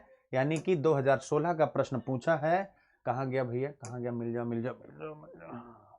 भारतीय अर्थव्यवस्था में वैश्वीकरण के परिणाम स्वरूप औपचारिक क्षेत्र में रोजगार कैसे कम हुए हैं, क्या बढ़ती हुई अनौपचारिकता देश के विकास के लिए हानिकारक है। यानी ग्लोबलाइजेशन का जब इंपैक्ट आया है, क्या प्रश्न पूछ रहा है देख सकते हैं, समझिएगा। ग्लोबलाइजेशन के परिणाम स्वरूप, तो ग्लोबलाइजेशन क्या होता है, ऑब्वियस एक एमएनसी है, मल्टीनेशनल कंपनी है, और उसका नाम है, समझिएगा, उसी एप्पल वाले, एप्पल है जो आईफोन बनाती है, और ठीक है ना। तो वैश्वीकरण के फलस्वरूप अब देखिए क्या करें, औपचारिक क्षेत्र में रोजगार कैसे, औपचारिक मतलब रजिस्टर्ड, बस आप इतना मानिए, सरकारी भी है और संगठित क्षेत्र, ठीक है ना, यानी जो रजिस्टर्ड होते हैं, जिसमें सरकारी भी है और जो कारपोरेट्स हैं जो रजिस्टर्ड है, सरकार के नियम और मानकों के हिसाब से चलते हैं, जीएसटी वगैरह पे करते हैं, ठीक है, तो वो सारे जैसे हम लोग। तो सिंपल है औपचारिक क्षेत्र। तो ये कह रहा है कि औपचारिक क्षेत्र में रोजगार कैसे कम हुए। अब आप देखिएगा औपचारिक क्षेत्र में रोजगार कम हुए, तो एमएनसी है एप्पल, इसने अपना दिया कॉन्ट्रैक्ट वियतनाम में, ठीक है ना। अब वियतनाम वाले ने भारत को दिया और इसमें सारे लेबर कौन से लगाए, कॉन्ट्रैक्ट लेबर लगाए, मैक्सिमम कॉन्ट्रैक्ट यानी ठेके पर काम, कि जब हमारा काम खत्म हो जाएगा आपको फिर आप अपना काम ढूंढिए, अपना अपना हो गया। तो आप देखिए यानी वैश्वीकरण हुआ, उसके परिणाम स्वरूप काम आया। तो काम आया किसके पास, यानी किसी औपचारिक संस्था के पास, यानी जो रजिस्टर्ड है, जो सरकार के प्रतिमानों के हिसाब से चल रही, अदरवाइज काम आता ही नहीं। आया औपचारिक में, लेकिन जो रोजगार है बच्चों, रोजगार कैसे कम हुए, तो रोजगार में आ गया कॉन्ट्रैक्ट लेबरर, फ्रीलांसर, समझ गए ना, यानी जब काम है तो बुलाया जाएगा, बाकी आपको हटा दिया जाएगा। तो ये भूमंडलीकरण के परिणाम स्वरूप औपचारिक क्षेत्र में रोजगार कैसे कम हुए, यहां पर स्पष्टता आप समझ सकते हैं। विस्ट्रॉन कंपनी जो भारत में कर्नाटक का मामला था उसके उदाहरण से, क्योंकि कॉन्ट्रैक्ट लेबरर ने ही उत्पाद किया था, तोड़फोड़ की थी, जिसमें 437 करोड़ के आसपास नुकसान हुआ था। आप इस चीज को देख सकते हैं। आई होप उससे यह पॉइंट क्लियर हो गया। एक बार फटाफट बताएं, क्योंकि ये प्रश्न आप इकोनॉमिक्स में कहां पढ़ेंगे। आप तो किसी को हीरो बना देंगे कि भाई ये हीरो है, नंबर 1 पे चल रहे हैं, ठीक है ना, लेकिन समस्या ये है कि क्या ये प्रश्न हल कर पाने की स्थिति में आप हैं, वो भी आसान भाषा में जो आपकी समझ में आ जाए। आप सोचिएगा, तो क्या बढ़ती हुई अनौपचारिकता देश के विकास के लिए हानिकारक है? तो ऑब्वियस है, अगर अनौपचारिकता बढ़ेगी, अनौपचारिकता क्या, अस्थायित्व तो होता है ना, तो अस्थायित्व तो हमेशा विकास के लिए बाधक होता है। आप खुद चेक कर लिए, मार कुटाई पिटाई, लॉ कानून सब आ गया, एफआईआर से लेके सब कुछ आ गया। तो अनौपचारिकता विकास के लिए बाधक होती, काहे होती, कि जब आप औपचारिक होते हैं तो आप टैक्स पे करते हैं, सरकार की निगरानी में रखते हैं, आपका आय और व्यय का सरकार के पास लेखा रहता है, करप्शन कम होता है, ट्रांसपेरेंसी अधिक होती है, सरकार का कर कलेक्शन बढ़ता है, जीडीपी में वृद्धि होती है। इसलिए कहा जाता है अनौपचारिकता एक्चुअल में बाधक है। इसीलिए सरकार मैक्सिमम लोगों को टैक्स के दायरे में मतलब जो है रजिस्ट्रेशन के दायरे में लाने की कोशिश करती है। एक बार मुझे बताएं, प्रश्न समझ में आया कि नहीं। तो वो जो गिग इकोनॉमी आपने पढ़ा, गिग इकोनॉमी वही है, ओला है, उबर है। कहां है इनका हेड ऑफिस? ओला उबर का। गिग इकोनॉमी क्या कर रहे हैं, औपचारिक क्षेत्र में रोजगार कैसे कम कर रहे हैं। तो ये क्या कर रहे हैं, अनौपचारिक क्षेत्र में रोजगार बढ़ा रहे हैं, औपचारिक क्षेत्र में रोजगार कम है। आप देख सकते हैं सरकारी क्षेत्र में भी कम है, उसके पीछे और भी बहुत से रीजन है। तो इतना ही याद समझिएगा, फिर इसके बाद हम चलते हैं, ठीक है। फिर देखिए आता है, अभी चलिए बाद में देखेंगे क्योंकि वो एकदम टक्कर पे आ गया था, इसलिए आगे पीछे। गिग इकोनॉमी आपको समझ में आ गया होगा, गिग वर्कर्स क्या होते हैं, ठीक है ना। अब भारत में गिग इकोनॉमी में बहुत ज्यादा संभावना है, ये पॉइंट याद रखिएगा कि 40% फ्रीलांस जॉब इंडिया के पास है, और भारत में गिग इकोनॉमी 2023 तक जितनी आज है उसकी तुलना में 115% बढ़ जाएगी। इसका मतलब गिग इकोनॉमी आने वाले मतलब समय की एक बड़ी इकोनॉमिक प्रवृत्ति बनने जा रही। तो आप पकड़े रहिएगा, इस बार भी आ सकता है, और पीछे भी मैंने बहुत बारी करा चुका हूं gig economy. Well being of gig workers depend on, यानी कि जो गिग वर्कर्स होते हैं उनकी जो भलाई है वो किस चीज पर निर्भर करती है। गिग वर्कर्स की भलाई लिखने जा रहे हैं, तो जब सुझाव आए कि गिग वर्कर्स को संरक्षण प्रदान करने के लिए आप क्या सुझाव देना चाहेंगे, जैसे प्रश्न हो गया गिग इकोनॉमी क्या है। अब इस प्रश्न को इसको आप चेक करिए, इतने को, गिग इकोनॉमी क्या है, भारत में इसकी क्या संभावना है, हो गया, भारत में इसकी क्या संभावना, क्वेश्चन मार्क। गिग श्रमिकों की भलाई किन किस कारकों पर निर्भर करती है, यानी पूरा का पूरा, वो चाहे ऐसे पूछे किन पर या किस पर, किसी पर भी पूछे, तो भाई उनको उचित वेतन मिले, फेयर, फिर इसके बाद काम करने की जो दशा होती है, कंडीशन होती है, अच्छी हो, जो कॉन्ट्रैक्ट्स होते हैं बिल्कुल क्लियर हो, जिससे उसमें अस्पष्टता ना हो, जैसा बिस्ट्रॉन वाले में आपने देखा। फिर मैनेजमेंट बहुत अच्छा हो, मैनेजमेंट की कमी के कारण ही बिस्ट्रॉन की समस्या आई। और इसके अलावा जो उचित प्रतिनिधित्व इनको मिले, आप यहां से देख सकते हैं। भारत में जो लार्जेस्ट गिग प्लेटफॉर्म है उनका नाम है उबर, ओला, स्विगी और जोमेटो। तो इन चारों का नाम याद रखिए, गिग इकोनॉमी, और आप भड़ा भड़ लिखना शुरू कर दीजिए। गिग इकोनॉमी यानी इंडियन इकोनॉमी में इसका बड़ा रोल होने वाला है, यह पॉइंट आपको पता है, ठीक है ना। प्रॉब्लम विद गिग वर्कर्स, इनके साथ समस्या क्या है, ठीक है ना। यानी सबसे बड़ा है कि इनकी संख्या कितनी है, यानी इनकी कुल संख्या कितनी है। अब देख लीजिए, यही होता, असंगठित क्षेत्र में काम करेंगे तो आपका आंकड़ा ही नहीं होगा, तो इनकी संख्या ही नहीं पता। जब संख्या नहीं पता तो इनके लिए आप किस प्रकार की पॉलिसी बना सकेंगे। इसका मतलब है जो डाटा होता है वो सबसे महत्वपूर्ण होता है। तो भारत में गिग श्रमिकों की कुल संख्या पर कोई आधिकारिक अनुमान नहीं है। इसके अलावा दूसरा मुद्दा आता है यहां पर विनियमन का मुद्दा, यानी इनको कोई किस नियम कानून के अंतर्गत लाया जाए, तो यह भी बहुत महत्वपूर्ण है। क्यों?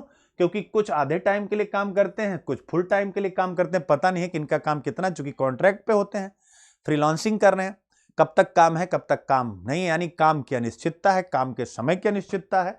फिर इसके बाद क्या है कि इनका काम जो है, यानी कि क्वालिटी स्टैंडर्ड वर्कर्स, ये इस रूप में इनकी पहचान भी सुनिश्चित नहीं है, क्योंकि जब ये गणना में नहीं तो इनका काम कैसा है कैसा नहीं है, वो माउथ टू माउथ होता है, सरकार के डाटा में नहीं होता।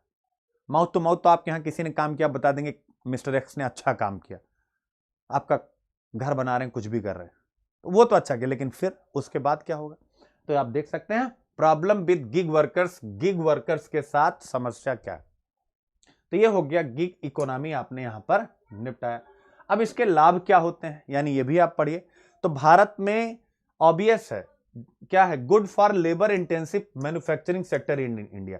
भारत में जो जहां पर ज्यादा श्रम की आवश्यकता है, यानी कि मैन्युफैक्चरिंग सेक्टर्स में इसकी, यानी भारत में श्रम गहन विनिर्माण क्षेत्रों के लिए यह अच्छा है, क्योंकि समझ रहे ना, श्रम गहन है, विनिर्माण क्षेत्र बहुत से लोग चाहिए, तो ऑब्वियस है अब वहां पर हम क्या करेंगे, कुछ को परमानेंट रखेंगे, कुछ को हम कॉन्ट्रैक्ट पर लेकर के उनकी विशेषज्ञता का लाभ उठाएंगे, फिर उसके बाद उनके साथ टाटा बाय बाय, इस प्रकार का संबंध। तो ये ठीक है, क्योंकि आपको कुछ क्षेत्रों में ही केवल काम चाहिए होता है, तो कुछ लोग परमानेंट रहेंगे, कुछ लोग आएंगे मैन्युफैक्चरिंग सेक्टर के लिए। फिर इसके बाद क्या क्या है, शहरी लाभ में, यानी rise of the independent workforce in urban benefits not only workers but also employees, ठीक है ना।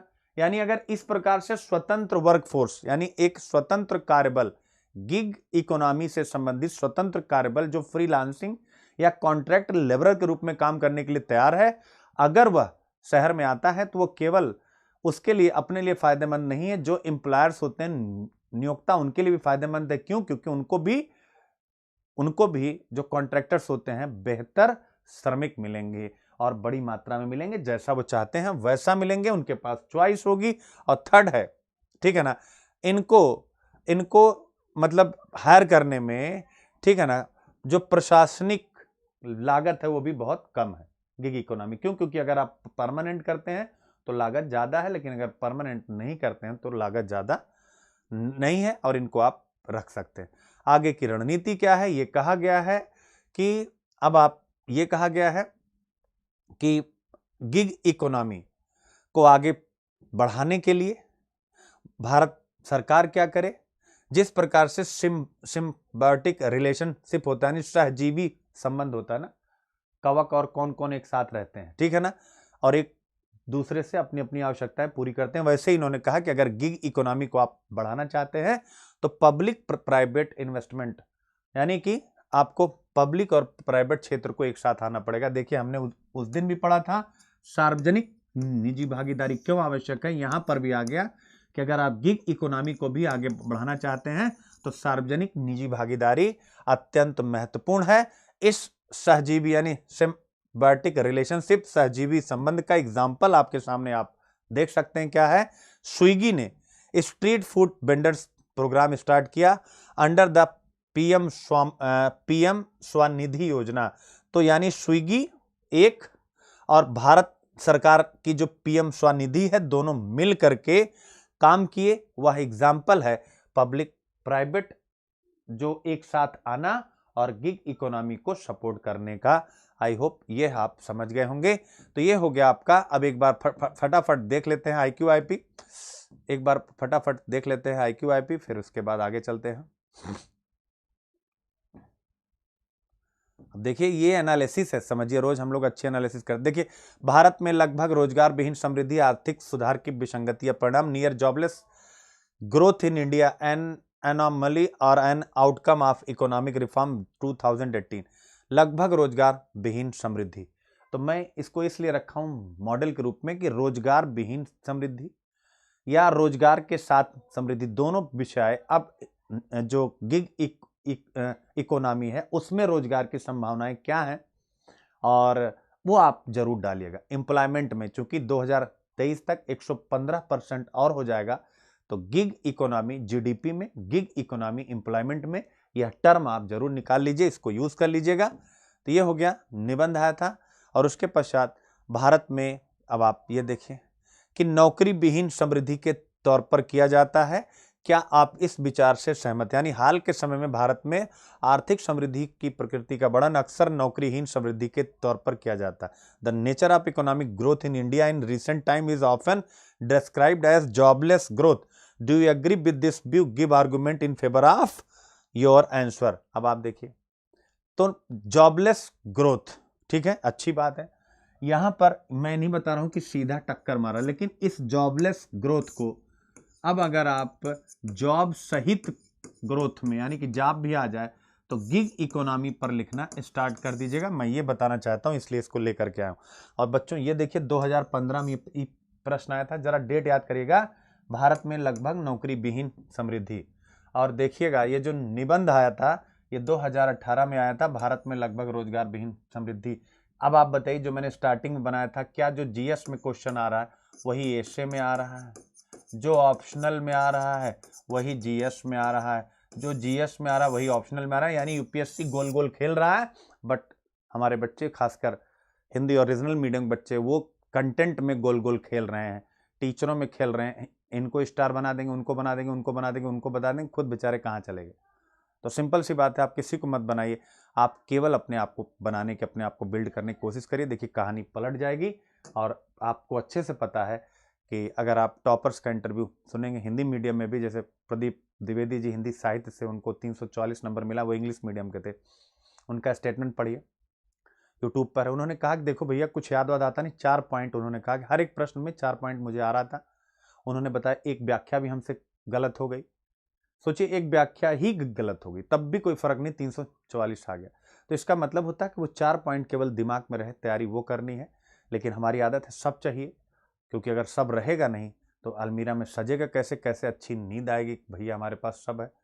तो आप, जो बच्चा पढ़ाई को प्रोविडेंट फंड की तरह लेगा, किस पढ़ाई? पढ़ाई तो है फंड की तरह जो आपके हमेशा काम आएगी, लेकिन जो तैयारी के दौरान कंटेंट वगैरह को प्रोविडेंट फंड की तरह लेगा, वो जिंदगी भर सुकून से तो सोएगा कि रिटायर होने के बाद उसको एक पैसा मिलेगा, लेकिन आप समझिएगा सिलेक्शन से वो दूर रहेगा।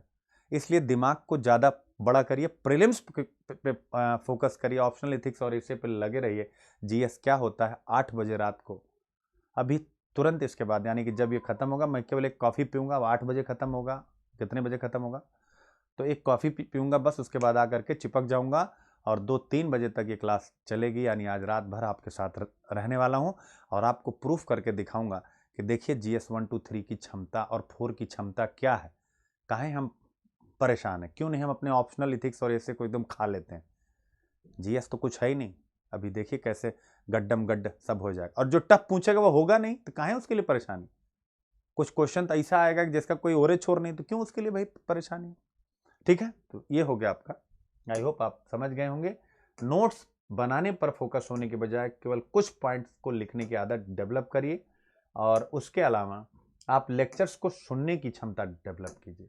अभी आपके मन में डर है कि यार लिखेंगे नहीं तो भूल जाएगा, इसीलिए आपको याद नहीं रहता। एक बार छोड़ के देखिए, एक हफ्ता, ठीक है, एक बार एक हफ्ता छोड़ मेरे कहे अनुसार, कि कान में बस केवल मुद्दे लिख लीजिए और उसके बाद आप जो है छोड़ दीजिए।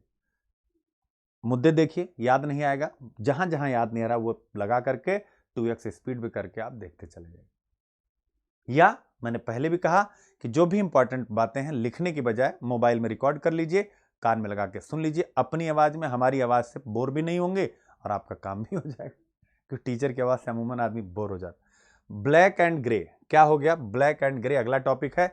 तो अब क्या है? वित्तीय कार्रवाई कार्बल FATF के बारे में, फाइनेंशियल एक्शन टास्क फोर्स। तो प्रीलिम्स के लिए पढ़ रहे हैं तो अब देख सकते हैं पाकिस्तान फिर से एक्शन में आ गया। ये एडिटोरियल उठाया गया है हिंदू में। पाकिस्तान एक्शन में क्यों आ गया? चूंकि FATF की बैठक होने वाली। गजब हाल। इसको याद करिए कि मतलब अंतरराष्ट्रीय संबंधों में नैतिकता वगैरह क्या होती है, ठीक है ना। आप देखिए कि फिर से एक्शन में आ गया, यानी बैठक होने वाली है। Just ahead of the next meet of global watchdog, the financial action task force की मीटिंग होने वाली है। अब जैसे ही होने वाली, पाकिस्तान एक्शन में आ गया है और उसने क्या किया है? जकीर रहमान लखवी जो LET ऑपरेटर्स है, लश्कर तैयबा का आतंकी है, उसको उन्होंने गिरफ्तार कर लिया है। कमांडर है जो 2000 मुंबई अटैक का जो है एक आतंकी भी है, ठीक है। तो अब आप देख सकते हैं, ठीक है। For India and its battle to have Pakistan establishment held accountable on terrorism, यानी इंडिया के हक में है कि पाकिस्तान हमेशा अपने आतंकवादी रवैये के प्रति जवाबदेह रहे, ठीक है ना। ये भारत ऐसा चाहता है, ठीक है। और ये अभी तक FATF की 2 लिस्ट होती है, ब्लैक और ग्रे। ग्रे लिस्ट में यह अभी तक यानी 2012 से 15 था, अब 18 से और अभी तक हो चुका है। और भारत के लिए आवश्यक भी है कि उसी सूची में रहे, तभी नहीं तो ये आतंकवाद वहां से एक्सपोर्ट करने लगेगा। यह भारत के लिए चिंता की बात। अब आप कहेंगे मैं क्यों पढ़ा रहा हूं, आप तो FATF पढ़े हुए हैं। आपको पता है आपकी एक यूनिट है इंटरनल सिक्योरिटी में, यानी इंटरनल सिक्योरिटी में आपकी एक यूनिट है, उस यूनिट का नाम क्या है?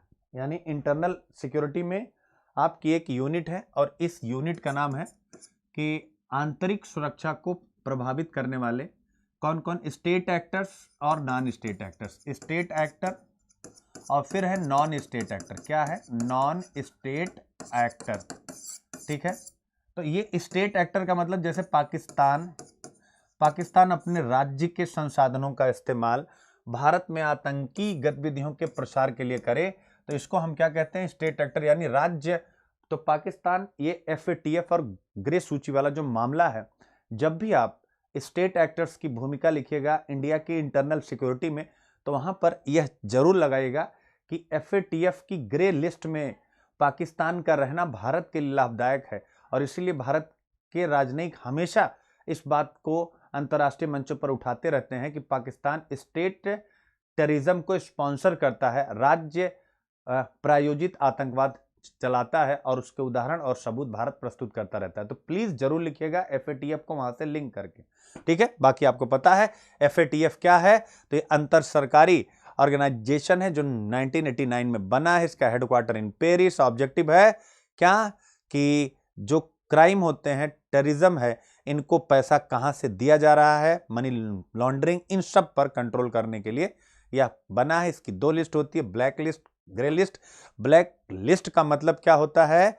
यानी कि जो लोग मतलब टेररिस्ट और टेररिज्म को लेकर के सपोर्ट नहीं करते हैं, जैसे मान लीजिए पाकिस्तान अभी ग्रे लिस्ट में है, तो अगर ये बिल्कुल जो है जकीउर रहमान को गिरफ्तार ना करे और लोगों को गिरफ्तार ना करे, तो क्या हो जाएगा? ये लग जाएगा, सपोर्ट नहीं करा, उठा करके ब्लैक लिस्ट में कर देंगे। और जैसे ही ब्लैक लिस्ट में करेंगे, अंतर्राष्ट्रीय स्तर पर ये कोई भी लेन देन, यानी इसका पूरा अंतर्राष्ट्रीय जो व्यापार है वो बुरी तरह से प्रभावित हो जाएगा, चरमरा जाएगा। तो आप देख सकते हैं, ठीक है ना। और ग्रे लिस्ट क्या होती है? ऐसे देश होते हैं जहां पर इनके लिए अवसर तो है, लेकिन फिर भी ये कहीं ना कहीं कुछ ना कुछ कार्रवाई करें, लेकिन फिर भी खतरनाक है, इसलिए ग्रे लिस्ट यहां पर बनाई गई। आपको पता है, बताने की आवश्यकता नहीं। Maximum governor. अब आज टॉपिक भी ज्यादा है, तो आप देख सकते हैं आज का टॉपिक भी सब ज्यादा है, ठीक है। और बड़ा यार गहरा मुद्दा है कि कैसे किया जाएगा। टॉपिक तो बहुत हो रहे हैं।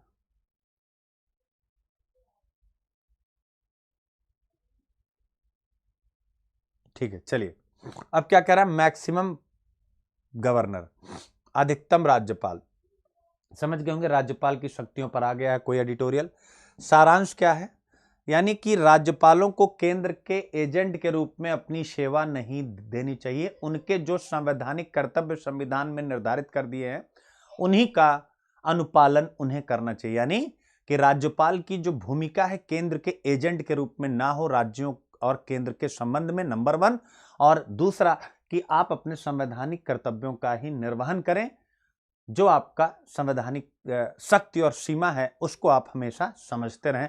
यह एडिटोरियल का विषय। घटनाक्रम क्या है, घटनाक्रम है केरल में जो राज्यपाल महोदय हैं आरिफ मोहम्मद खान साहब, वहां पढ़ा करके फिर यहां आऊंगा, ठीक है ना। और ठीक है, आरिफ मोहम्मद खान साहब हैं, केरल के राज्यपाल हैं। इन्होंने क्या किया है कई मुद्दों पर, यानी कि जैसे केरल की सरकार ने अगर कोई बिल लाया, जैसे 2 बिल लाया यहां पर बता देता हूं, यानी कि उन्होंने क्या लाया है, Kerala assembly passed resolution, bill नहीं लाया सॉरी, रेजोल्यूशन पास किया है, जो है संकल्प पास किया है, किसके विरुद्ध में, सरकार के 2 बिलों, सिटीजनशिप अमेंडमेंट एक्ट और जो भारत का अभी जो फार्म बिल 3 पास किए गए, इन तीनों बिलों के अगेंस्ट में उन्होंने रेजोल्यूशन लाया, केरला असेंबली ने पास किया। और अब इसके बाद जो गवर्नर साहब हैं यानी आरिफ मोहम्मद खान साहब, इन्होंने क्या किया है कि सार्वजनिक बयान दिए हैं, किस चीज के लिए, सीएए को और कृषि बिलों को सपोर्ट करते हुए उन्होंने सार्वजनिक बयान दिया है। अब इतनी बड़ी कोई बात भी नहीं थी, लेकिन अब यहां पर इन्होंने बात निकाल ली है, तो बात निकली है तो दूर तक जाएगी, कहां कहां जाएगी आइए एक बार हम लोग पढ़ लेते हैं। तो यहां पर यही कहा गया कि जो केरल के राज्यपाल साहब हैं आरिफ मोहम्मद खान, इन्होंने यानी केंद्र का बचाव करने के लिए सार्वजनिक मंच का इस्तेमाल किया है, और इसके माध्यम से लेखक का मानना है कि उन्होंने क्या किया है, पक्षपात किया है, यानी जो ट्रांसपेरेंसी जो मतलब गैर पक्षपातीयता होनी चाहिए, जो बुनियादी मूल्य होते हैं, चाहे लोक सेवा हो सिविल सेवा हो, तो इन्होंने पक्षपात किया है, यह यहाँ एडिटोरियल में कहा गया है। और कहा गया कि अगर ये ऐसा पक्षपात करेंगे तो लोकतांत्रिक प्रक्रियाओं को कमजोर करेंगे। इसका मतलब है अब यहाँ पर राज्यपाल के ऊपर प्रश्न उठाया गया है, ठीक है ना। फिर कहा गया है कि misuse of the governor office to undermine duly elected state government is disruption of federalism, यानी राज्यपाल के पद का दुरुपयोग विधिवत निर्वाचित राज्य सरकारों के को कमजोर करने के लिए संघवाद का विघटन है। यानी कि अगर संघवाद क्या है, यानी केंद्र और राज्य अपने अपने क्षेत्रों में अपनी अपनी शक्तियों का इस्तेमाल करते हुए स्वतंत्र रूप से काम करेंगे और परस्पर एक दूसरे के साथ सहयोग करते हुए राष्ट्र को विकास के पथ पर लेके जाएंगे। संघवाद आप सबको पता है। यहां कहा गया कि उस संघवाद में अगर केंद्र का पक्ष रखते हुए राज्यों की बातों पर राज्यपाल प्रतिकार करेंगे तो स्वाभाविक रूप से वह संघवाद कमजोर पड़ेगा। यही यहां का पॉइंट है, संघवाद कमजोर पड़ रहा है। तो पहले पीछे आ जाते हैं, पीछे कहां जाते हैं, यूपीएससी आईक्यूआईपी, और आईक्यूआईपी में यहां पर आ जाते हैं। यानी पहला क्वेश्चन क्या आता है, संघ एवं राज्यों के, ये देखिए संघीय ढांचे से संबंधित विषय एवं चुनौतियां, संघीय ढांचे तो आपने पढ़ ही लिया। ये जब ऐसा कोई प्रश्न आएगा तो आपको एग्जाम्पल देने में मजा आएगा, वो केरल वाला एग्जाम्पल आप देंगे। तो संघीय ढांचे से संबंधित विषय क्या है, भारत में देखिए प्रश्न क्या पूछता है, भारत में परिसंघीय राज्य व्यवस्था पर प्रभाव डालने वाले प्रमुख संविधानेतर कारकों पर चर्चा कीजिए। Discuss the major extra constitutional factors influencing the federal polity in India 2008 में क्वेश्चन आया। तो आप देख सकते हैं संघीय क्या कह रहा है, यानी कि जो फेडरल हमारी जो पॉलिटी है, फेडरल पॉलिटी यानी केंद्र राज्य और परस्पर उनकी शक्तियों का विभाजन, अपने अपने कार्यक्षेत्र में वो स्वतंत्र, उस स्वतंत्रता पर क्या कह रहा है कि संविधानेतर कारक क्या क्या प्रभाव, यानी संविधान से अलग कारक क्या क्या प्रभाव डालते हैं। तो यानी कि जब राज्यपाल, ठीक है, राज्यपाल क्या है, ये संविधानेतर कारक हैं। यानी राज्यपाल को नियुक्त किस लिए किया जाता है कि केंद्र और राज्य के मध्य एक ब्रिज के रूप में, एक सेतु के रूप में काम करे, लेकिन और उनकी शक्तियां भी सीमित हैं, परंतु कहीं ना कहीं जब वो अपनी शक्तियों का इस्तेमाल करके, और जो राज्य विधायिका है, जो जिसके पास बहुमत है लोकतंत्र में, जो निर्वाचित है, जो जनता का प्रतिनिधि सदन है, अगर उसकी कार्रवाइयों पर टिप्पणी करते हैं तो स्वाभाविक है यह संघवाद को प्रभावित करने वाला एग्जाम्पल है। तो आप इस प्रकार के एग्जाम्पल्स वहां पर डाल सकते हैं। फिर अगला, अब चूंकि राज्यपाल की भूमिका है तो यूनिट 5 GS2 संसद और राज्य विधायिका। तो राज्य विधायिका देख सकते हैं आप, संरचना, कार्य संचालन, शक्तियां एवं विशेषाधिकार और इनसे उत्पन्न होने वाले विषय। इसका मतलब राज्य विधायिका में राज्यपाल की भूमिका और उसके विशेषाधिकार और उस राज्यपाल के विशेषाधिकार से उत्पन्न होने वाले विषय। अब देखिए प्रश्न आया है, भारत के संविधान में राज्यों के राज्यपालों की भूमिका तथा उसके कृत्यों का जो प्रतिपादन हुआ है उसके आधार पर इनका परीक्षण किया। यानी ऐसे प्रश्न पूछता है राज्यपालों की भूमिका। तो अब यहां पर क्या कहा गया, संविधान में जो राज्यपाल के कृत्य हैं, लेकिन जो संविधान में राज्यपाल के कृत्य हैं उसके अगेंस्ट यहां पर एडिटोरियल राइटर का मानना है कि राज्यपाल महोदय गए हैं। तो आप यहां से देख सकते हैं ये यहां गलत लग गया है, ये अगले वाले टॉपिक में है, आप प्रश्न देख लीजिए, कोई मतलब नहीं है, ठीक है ना। अभी आगे में बस याद रखिए, ठीक है ना इसको, ठीक है, ये एथिक्स का है वो अगले में आएगा। तो ये सारी घटनाएं आपने पढ़ ली, यहां पर आप यहां से देख सकते हैं, ठीक है। ये हो गया सारी घटनाएं आपके सामने। अब बताया गया है कि गवर्नर्स के पास कौन कौन सी शक्तियां, आप सबको भी पता है, यानी संविधान में क्या दिया गया है। तो आर्टिकल 153 से 162 यह गवर्नमेंट की नियुक्ति, उनकी शक्तियों और उनके कार्यालय से संबंधित जो भी जानकारी होती है वो सारी यहां पर दी गई है, यानी कि इस अनुच्छेद इसके अंतर्गत, ठीक है ना। और जो गवर्नर का कार्य होता है वो एक ब्रिज यानी पुल की तरह होता है between union and state governments, किसके किसके बीच में, संघ और राज्य सरकारों के मध्य एक क्या होता है, सेतु की तरह होता है, आप यहां से याद रखें। और उसको क्या चाहिए कि एक संवैधानिक आइडियोलॉजी पर काम करे, लेकिन वो आप किसी राजनीतिक पार्टी की आइडियोलॉजी से काम करने लगता है, जो कहीं न कहीं संघवाद के लिए चुनौती है। अगला टॉपिक है हेस्टी अप्रूवल, नो ट्रांसपेरेंसी, यानी कि जल्दीबाजी में अप्रूव किया गया है, पारदर्शिता नहीं है।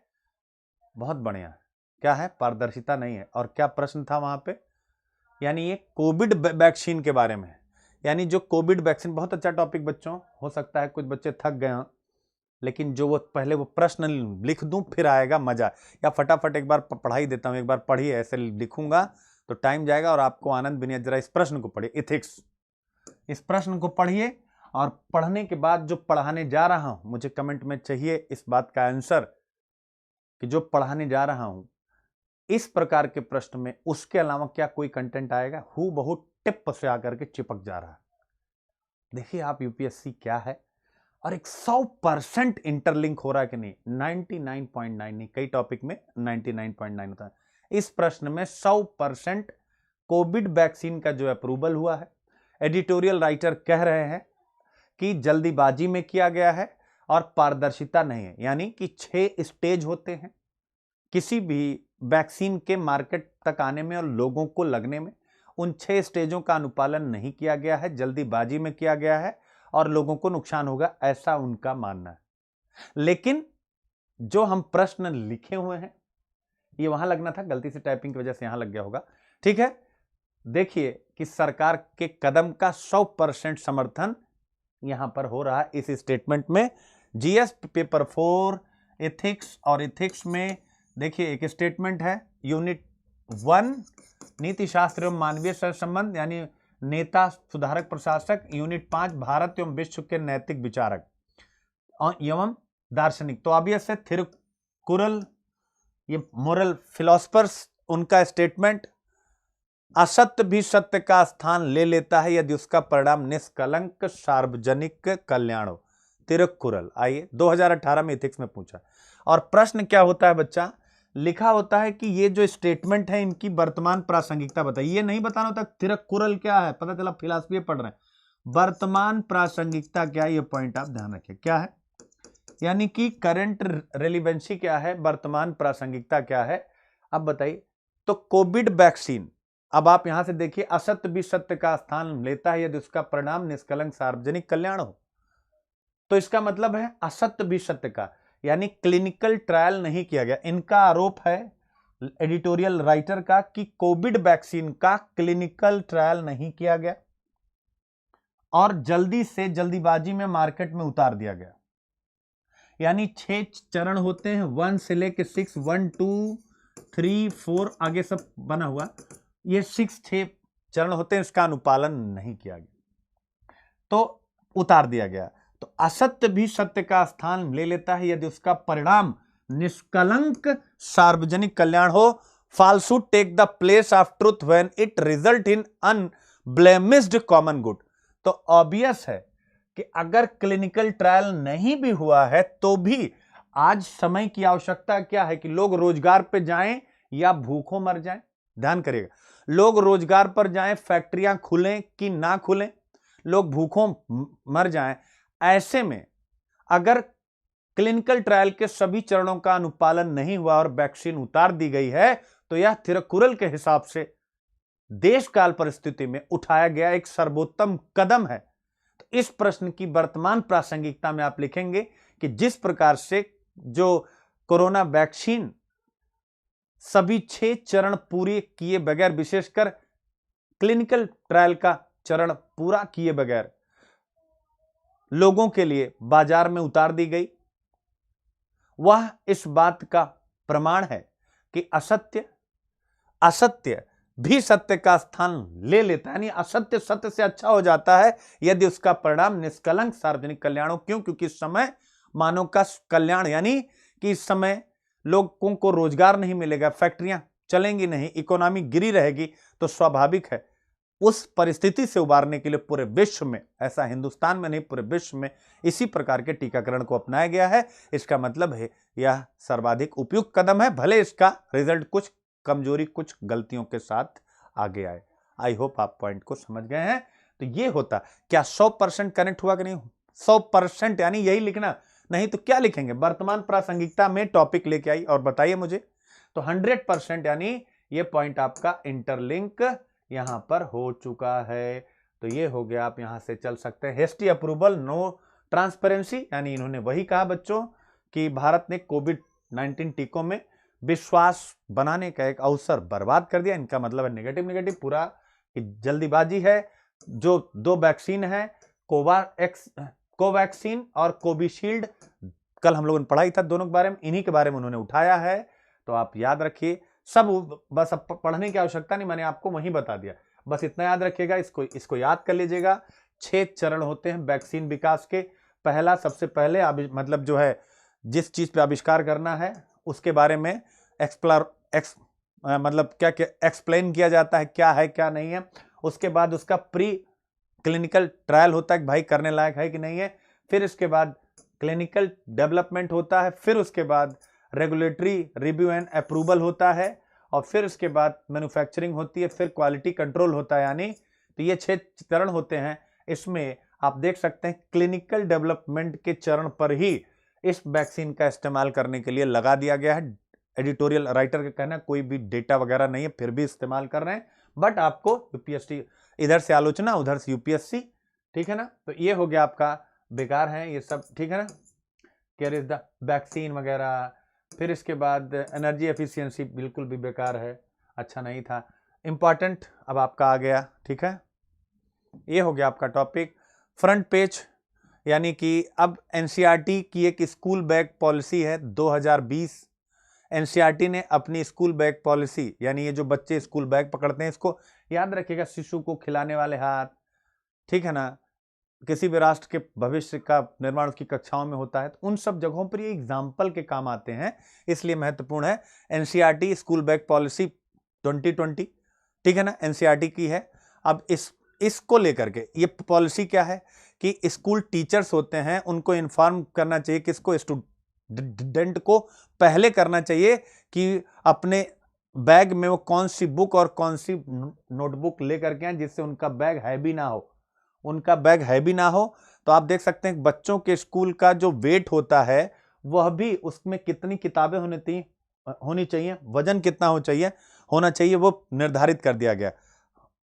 फॉर एग्जाम्पल 1.6 to 2.2 kg होना चाहिए स्टूडेंट के बस्ते का वजन, ठीक है ना, क्लास 1 के बच्चों के लिए एंड 2 के बच्चों के लिए कितना होना चाहिए, 1.6 to 2.2, और दूसरा 1.7 to 2.5 kg होना चाहिए क्लास 3 के लिए, क्लास 4 के लिए, क्लास 5 के लिए 2 to 3 kg होना चाहिए फॉर क्लास 6 के लिए एंड 7 के लिए, 2.5 to 4 kg होना चाहिए क्लास 8 के लिए, 2.5 to 5 kg होना चाहिए for class 9th and 10th के लिए, एंड 3.5 to 5 kg होना चाहिए फॉर क्लासेस 11 एंड 12th के लिए।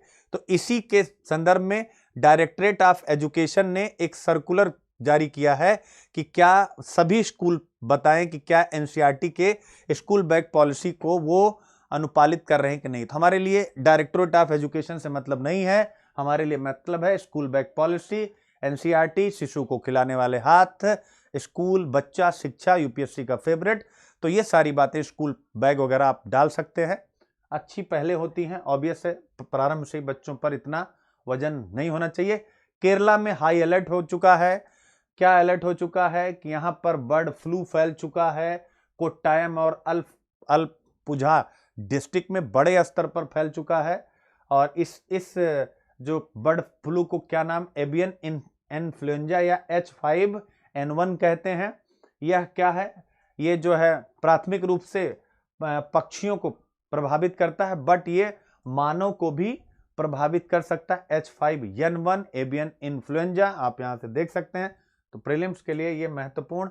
इसके बाद पेज नंबर 10, भारत के विदेश मंत्री श्रीलंका की यात्रा पर गए हैं, तो तैयार रहिए कल एडिटोरियल पढ़ने के लिए। श्रीलंका का भारतीय विदेश नीति में महत्व। अलीबाबा के फाउंडर जैक मा मिसिंग है पिछले 2 महीने से।